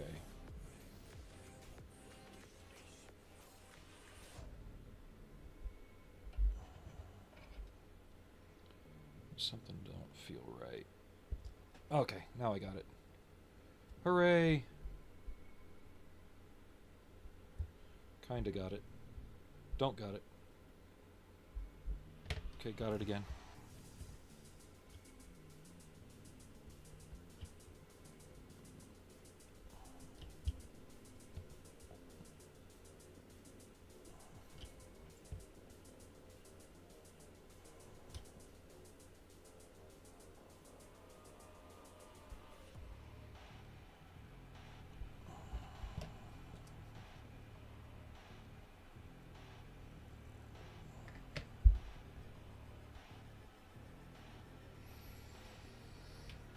Okay, so I want part 103, 102, and 104.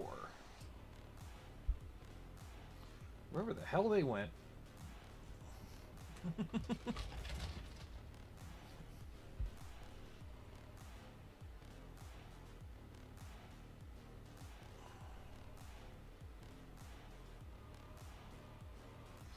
Got him.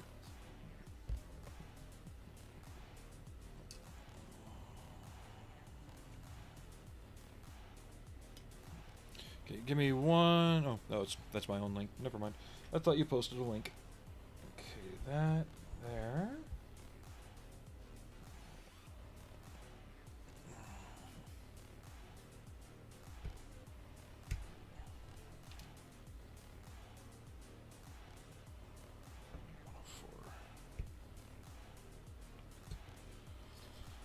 Okay. And this is the hardest part about any semi-truck build, is these ladder frames. You can almost never get one straight. And that's even with machinist blocks and all kinds of other things to push down and hold them. They're just... there's always something that's off.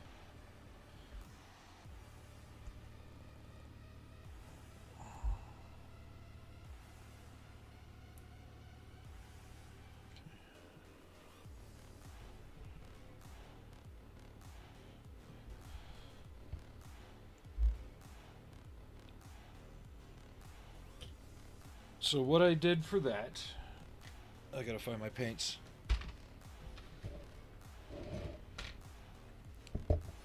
I based it in this red. Right? Says red, but it's not particularly bright. It's more of like a plum red or a primrose. So it's number 70.926. And then I went back and brushed in all my shadows using Vallejo Black Red. And then I dry brushed it again using the base red to knock the highlights back in. And then I used, God, which red was that? Just your standard flat red as a highlight. Or no, I used dark vermilion as the next highlight shade over the base color. And then after that I mixed, yeah, there's dark vermilion. No, I didn't use flat red. I used amaranth red as a highlight. So you keep going lighter but staying in the red tones. That way you don't wash it out, make it chalky and pink. You keep that nice rich redness.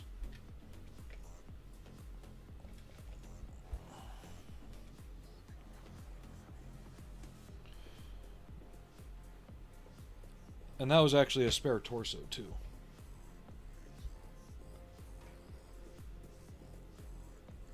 Okay, you go there.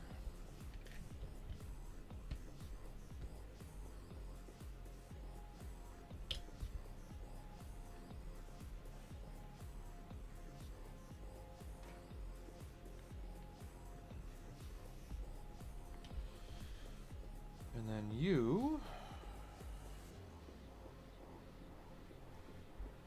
go here somewhere. Okay, I see there's a little nub up there that has got to go. Alright.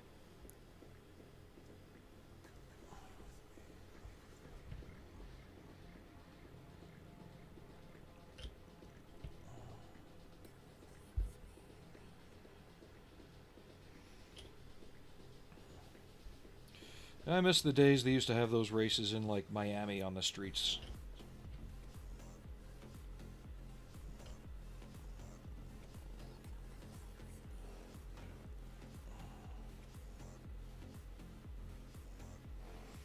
And it wasn't just the Indy cars and the F1 cars, it was all of the different, the high-speed supercars.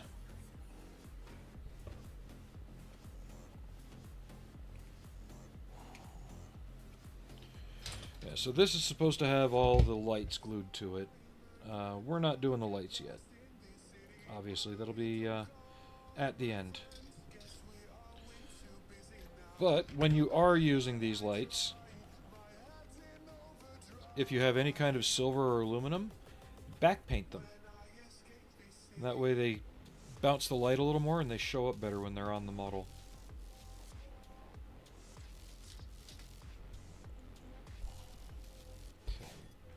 Got that, got those, got that, got that, got that, got that. We are ready to put the two halves of this beast together.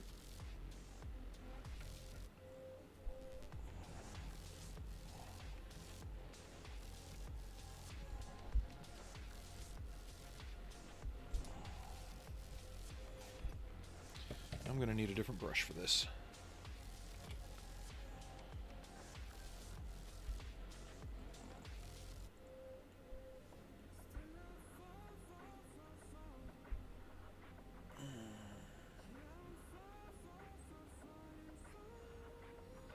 The Panzer Brown is kind of close to the black red in overall tone. I just wanted to maintain that richer red color. And the Panzer Brown can kind of dull that as the shadow. But it's the same idea. And then for the final highlight I used basically a red-orange, but I didn't go too far over into the orange-yellow side of it. It stayed more in the red spectrum.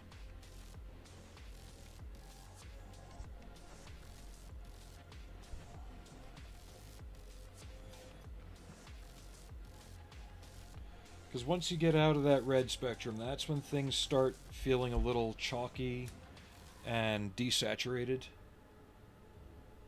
Okay, let's get you lined up better. Okay.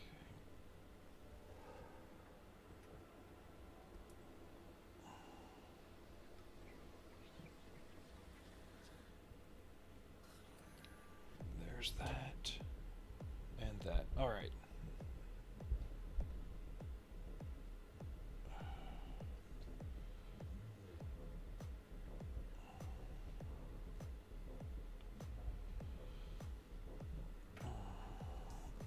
Yeah, but what I posted was just a test. It was a I hadn't even realized that I sliced the torso twice because I had the torso and the hips on one sprue. Yeah, the torso, hips, and the upper legs on one plate, I should say, not sprue, for printing. And then I didn't realize that I had the torso again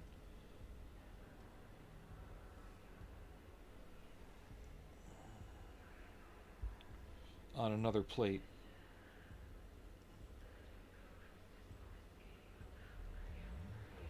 So I figured I'd just throw a little paint on that other spare one and make sure that what I had in my head was actually going to work right. And it did.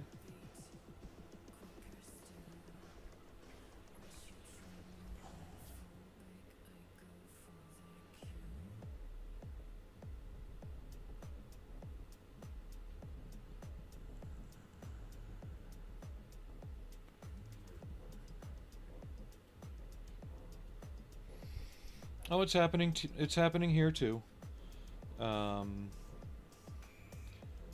it happens in cycles, Flight Sim. It'll come back. Trust me. It's not the first time it's happened, and it's sure not the last time it's going to happen.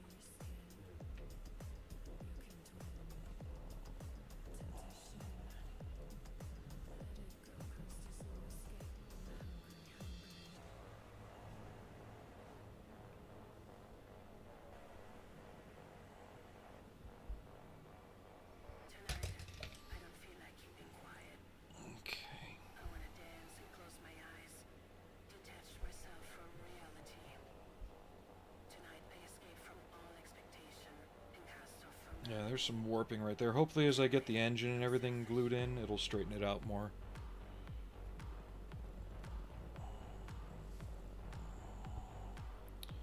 I am really glad Round 2 reissued this kit, though. This is one of those childhood dream kits.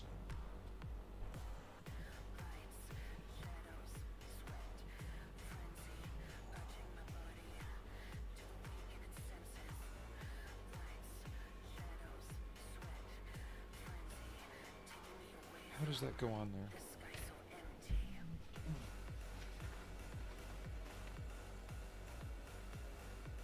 Looks like it just glues to the bottom plug. Alright.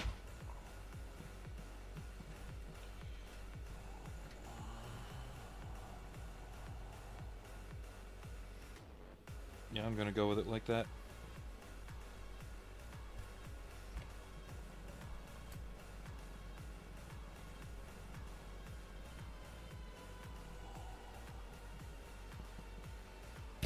But I am definitely in a better place today than I was the other day, I'll tell you that. Maybe I just needed to have that solid sleep that I did. Like, for as badly as I slept last night, once I was out, the garbage truck didn't even wake me up this morning. Put it that way. Usually it does.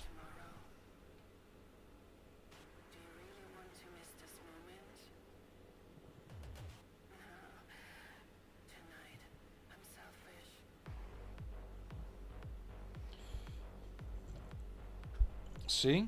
There are ways around it. Another thing that can be done is, you know, people out there who know automotive history and motorsport history know how important these places really are. They are not all going to go away. That I can tell you. You're going to have the James May and other types who, you know, they're not dumb. They can see what's going on, right? 16. They'll have the money. And what they'll do is they will go in and they will buy the land and the surrounding area and make it so nobody can touch it. It's happened before. It'll happen again. Did I really just quote Battlestar Galactica? Anyway.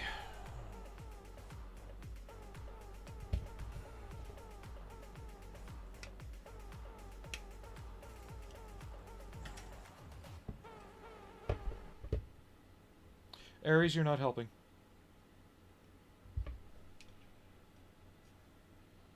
I'd rather say so say we all than the other thing from the Buckethead people show. You know, the mouse run one.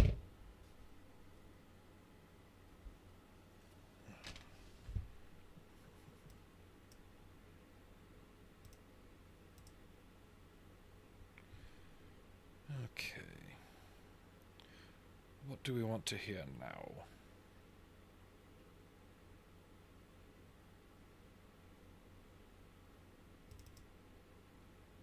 No, no, not those Bucketheads. Those Bucketheads are fine. It's the other one that... Oh, I can't remember the name of it.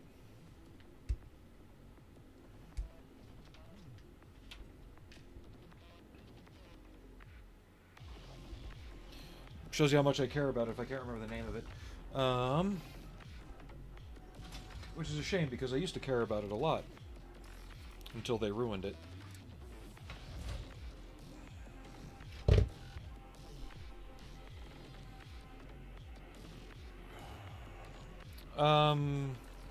Not so much heritage status, but there's a few that have actually been bought and restored for use again.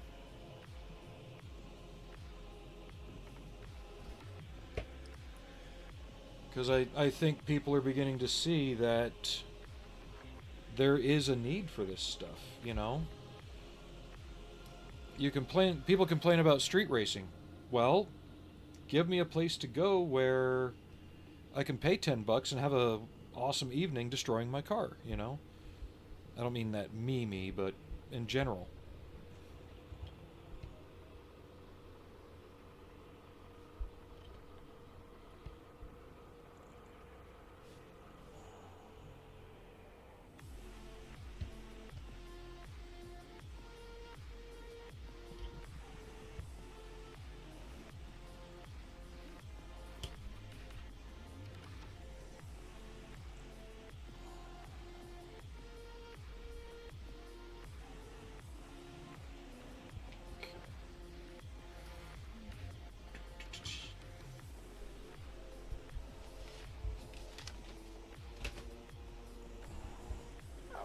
I really like that they did not chrome the fuel tanks on this kit. Are they body color or are they aluminum? Oh, they can be aluminum. Awesome.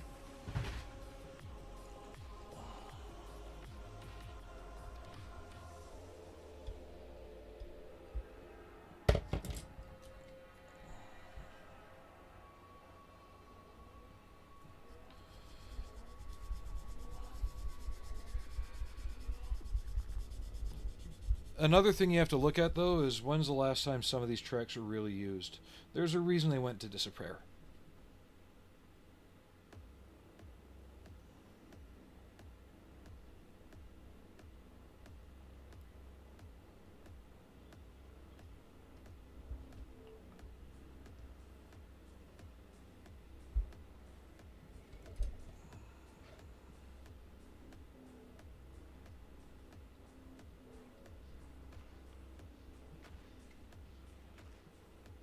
And tracks do open and close all the time.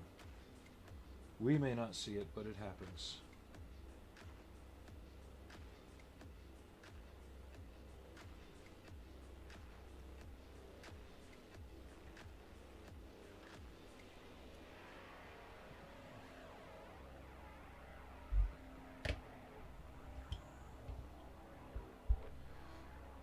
Because you think about all these tracks closing, right?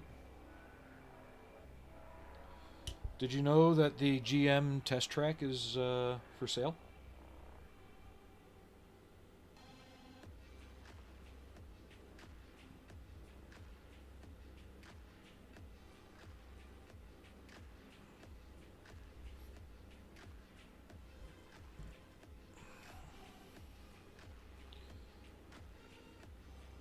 And it happens to be happening in certain states that are heavily run by a certain demographic as well. So it goes to figure that, you know, there's no racing there because there's no young there.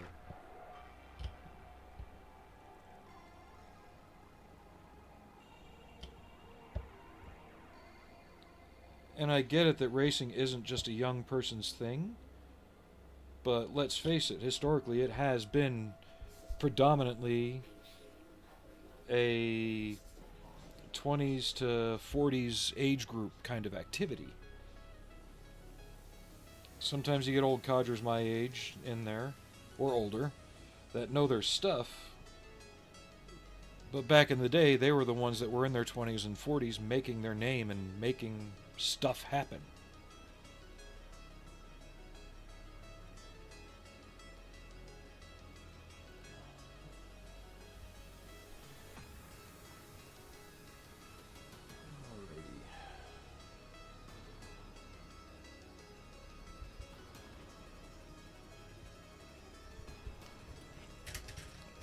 And that's the other thing.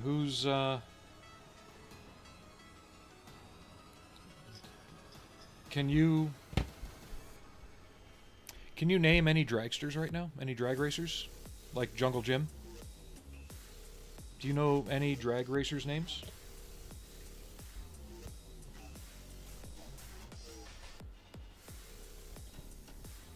That community, yeah, you've got Vice Grip Garage, you know, and Junkyard Digs and all these guys doing the Power Tour videos, right? And that's what they do at Power Tour. They do drag racing. They take their cars on the strip and run them out.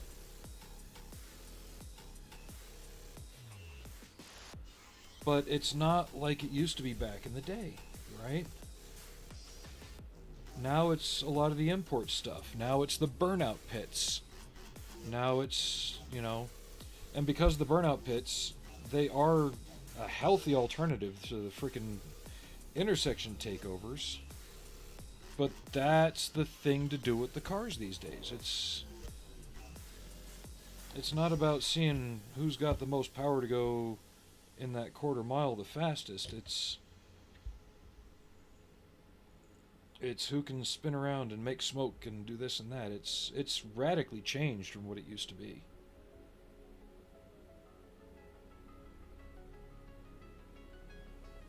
And if car culture is going to preserve itself,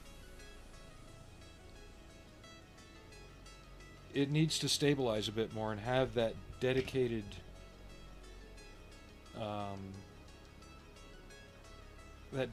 space still. And it doesn't.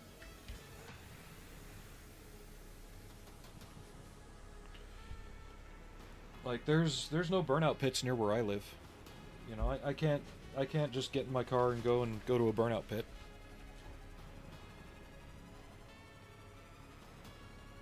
21, 26, 25. And not like I would anyway, because that would just ruin my motor.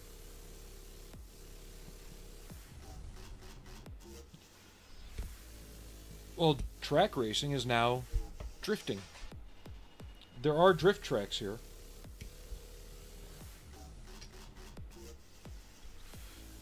But the kind of space that people used to have for doing things like track racing is now given over to drifting.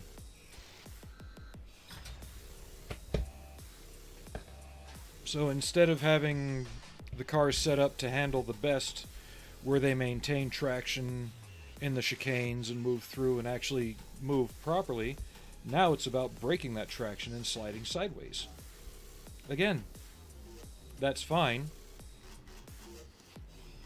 But where are the guys track racing now? Yeah, they're still out there. You still see plenty of videos of all the old cars like mine out there, or older, doing the track racing stuff. Even newer cars. But what you see more often is the drifting stuff.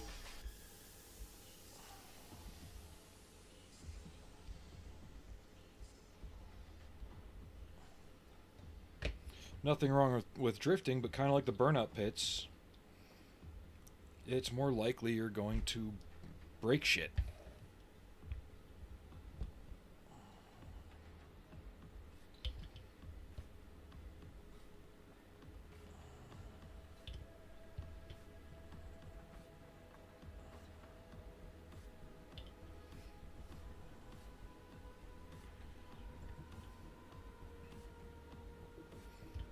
Well, in a way, it's easier to make a car burnout ready than it is drag ready. And I'm going to have to mute this audio on YouTube once it happens.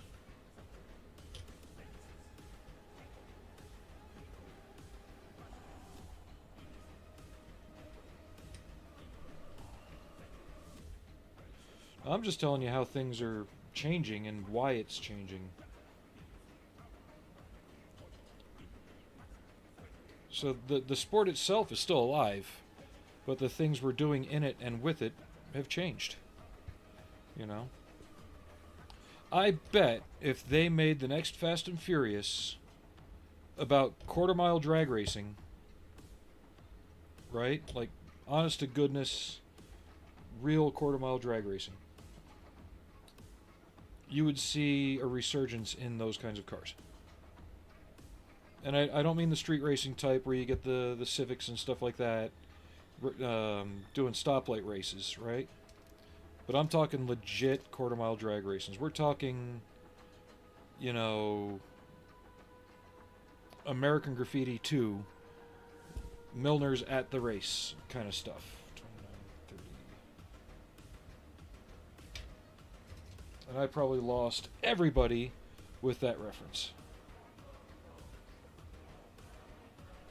Because not many people know that they actually made a sequel to American Graffiti.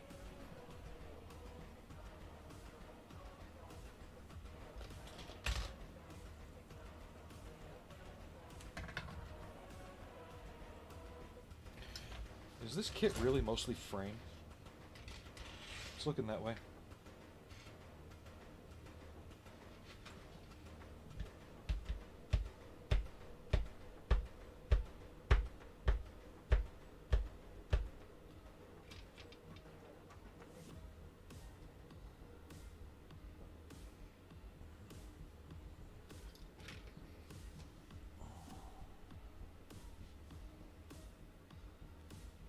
Okay, I'm missing something here.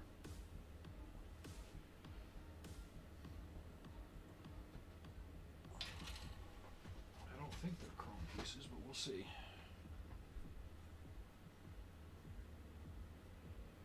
No, they're not.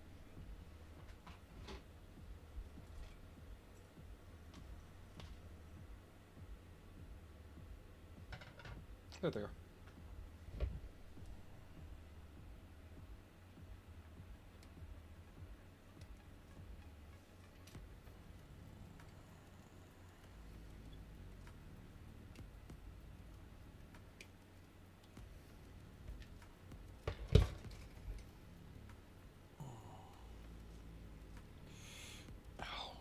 Ah. We're overdue for my next break. That's okay. Let me get this piece glued together and I need to take another stand-up break.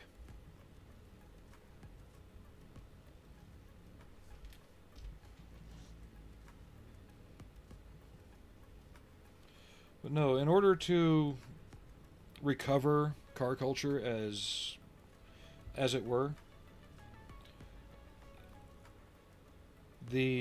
like you said, they're closing down these places, a lot of which weren't easily accessible anyway to most people. But you need to make that low-cost alternative available to them. And make sure it stays there so they can use it. If you want to stop the stoplight racing and the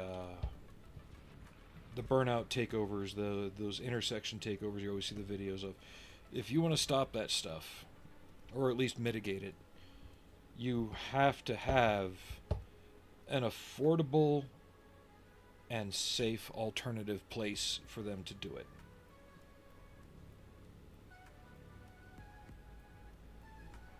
Will that stop it? No, because there's always somebody who says, screw that, I don't have to pay that, I can just go and do burnouts in the middle of the intersection.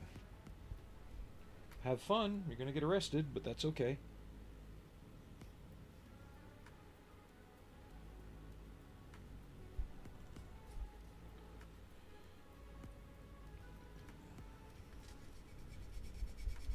But if you make the safer alternative available and known, you'll reduce the incidence radically, I think.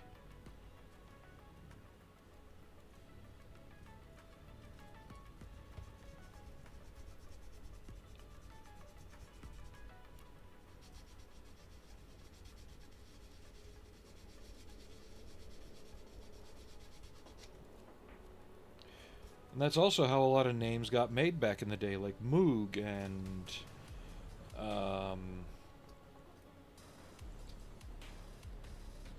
I don't want to say Chip Foose because he was more of a designer, but Yenko and all these other car brands that we know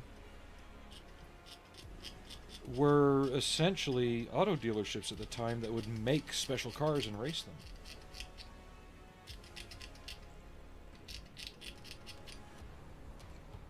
And then when they did well, you could say, well, if you want this same car, guess what? You can come and buy it. We sell it. Fudgesicle.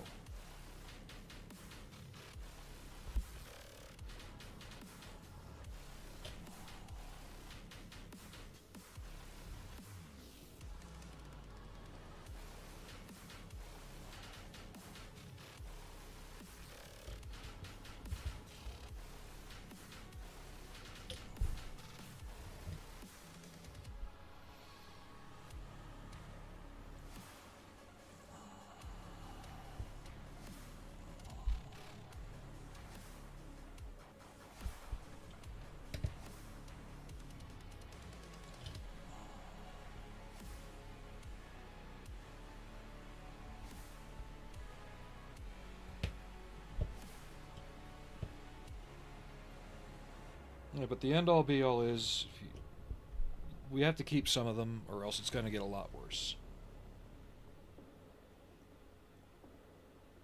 Okay, that one goes there.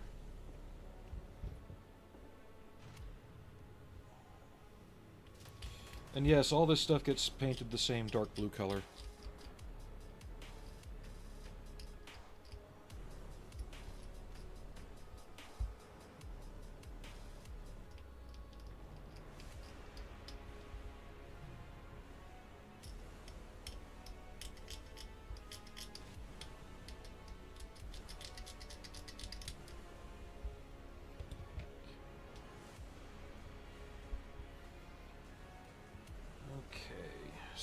This one.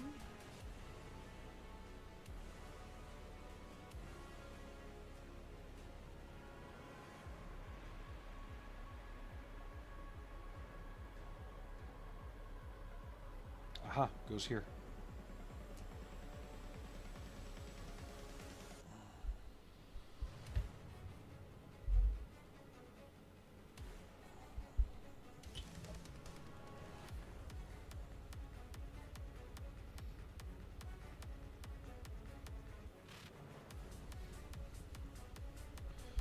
But just like around here, we have a thing called Cars and Coffee. I know it's a nationwide thing where you go meet up at your local coffee shop with your cars. There is something to be said about the old car show aesthetic, though. There was a certain amount of gatekeeping at those shows. The general rule was your car had to be 30 years old or older to go to even a local car show.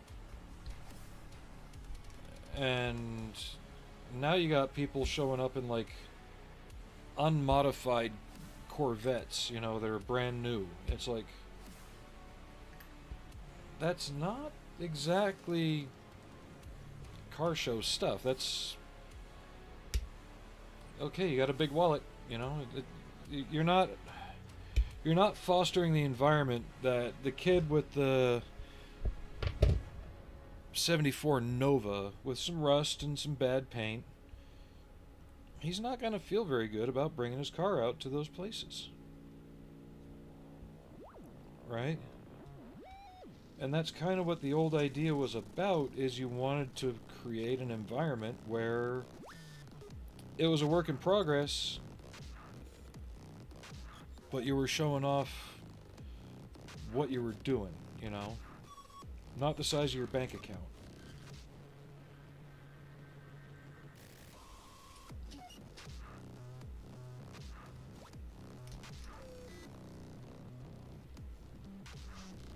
Okay, that's how this goes. Right. So is that down there like that, or up here like this? I don't know anymore, so I'm gonna glue this on first. And then we'll fit it in from the side.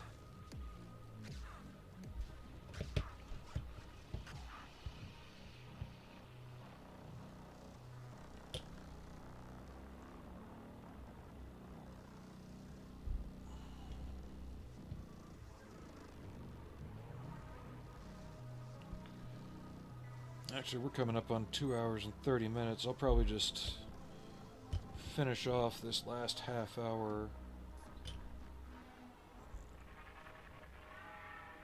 And we'll call it good.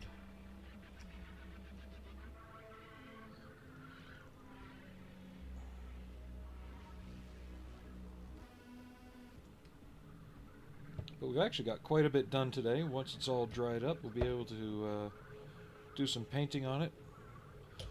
Possibly tomorrow, most likely not. Because I would like to let the glue set for a full day.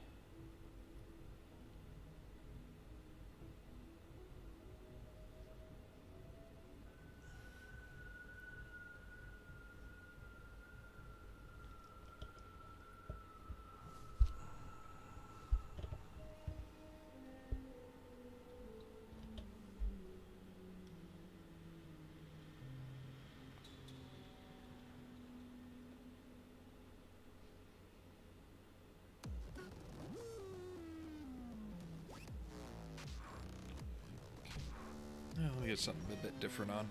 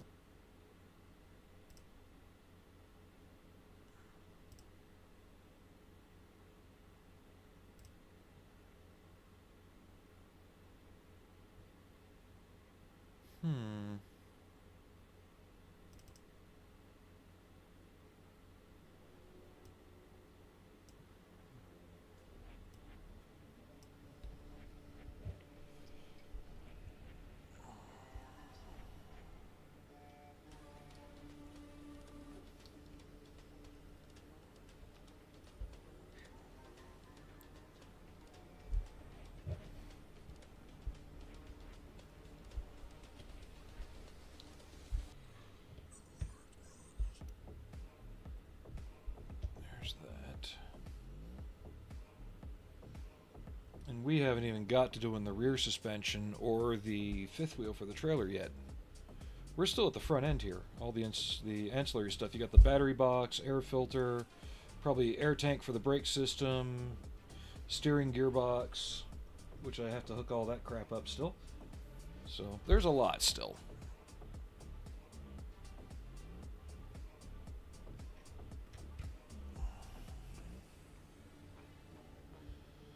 So we got Pitman arm.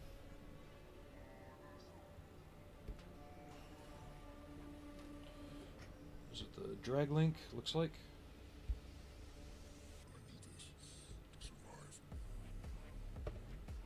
And then the steering gearbox, part number 42. There it is.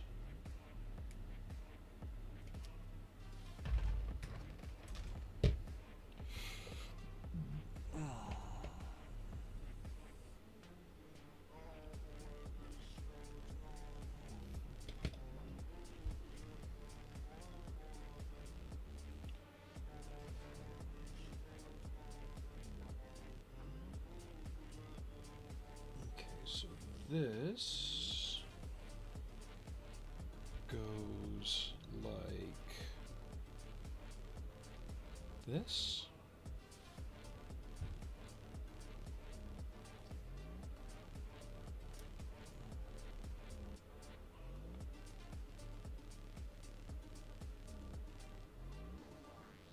How do you go? I'm seeing that in the instructions, so I'm guessing that's what happens.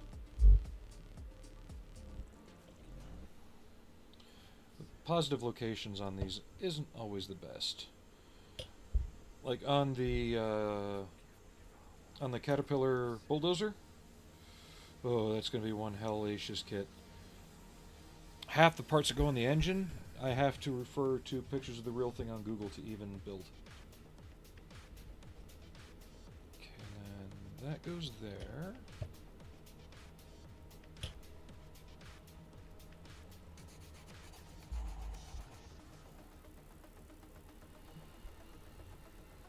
And then this. Okay.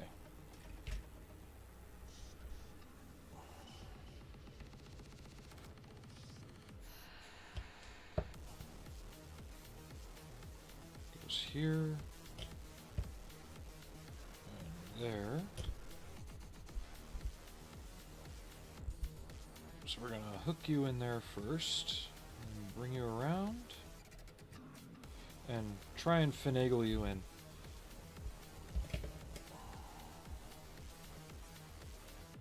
There we go.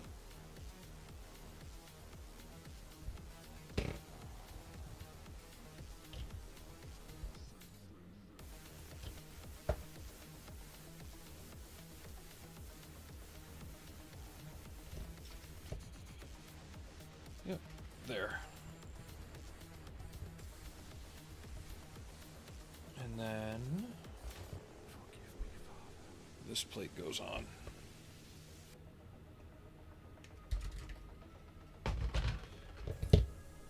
So I'm going to be airbrushing a lot of this, which means I'll be able to shoot the paint where it needs to go more easily. I can assemble a lot more to begin with. And that goes on here.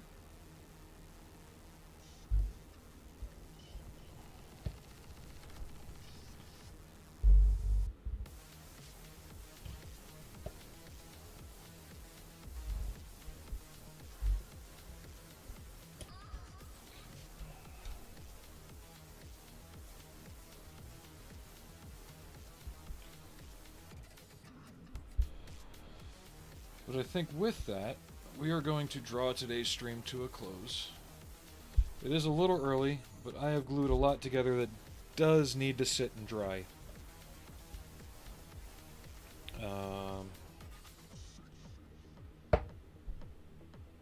But thank you everybody for the crazy stream today. We are now up to 54 subscribers. A lot of gift subs went out. So again, much appreciated in that. We've opened up the tier 3 subscriber count area. And we got a bunch of bits from Aries Studios as well. So Aries and Leo have done a lot of the gift subbing. While I don't expect that from them for every month, it is greatly appreciated. And hopefully it can start off a better trend. Because it would be nice to start seeing that get higher again. Streaming as best I can when I can. But with that, we're going to call it a night, or a day, evening. I got to go rip a chair or a seat out of a Camaro, because I got to fix the rails on that. So that's what I'm going to be doing after this. One of my mounts broke from age, and now I got to replace both slide rails. Yeah, keep surprising me. Just be sure I'm on when you do it. I appreciated it before, but I like being able to show my appreciation when possible. Kind of felt bad when I saw that. I'm like, who was it? When was it? It wasn't while I was live. Y'all take it easy and have a good day or evening, afternoon, wherever it is. And see you tomorrow. Should be on. Don't know if we're going to work on this truck more or if we're going to work on the Julie Strain style figure.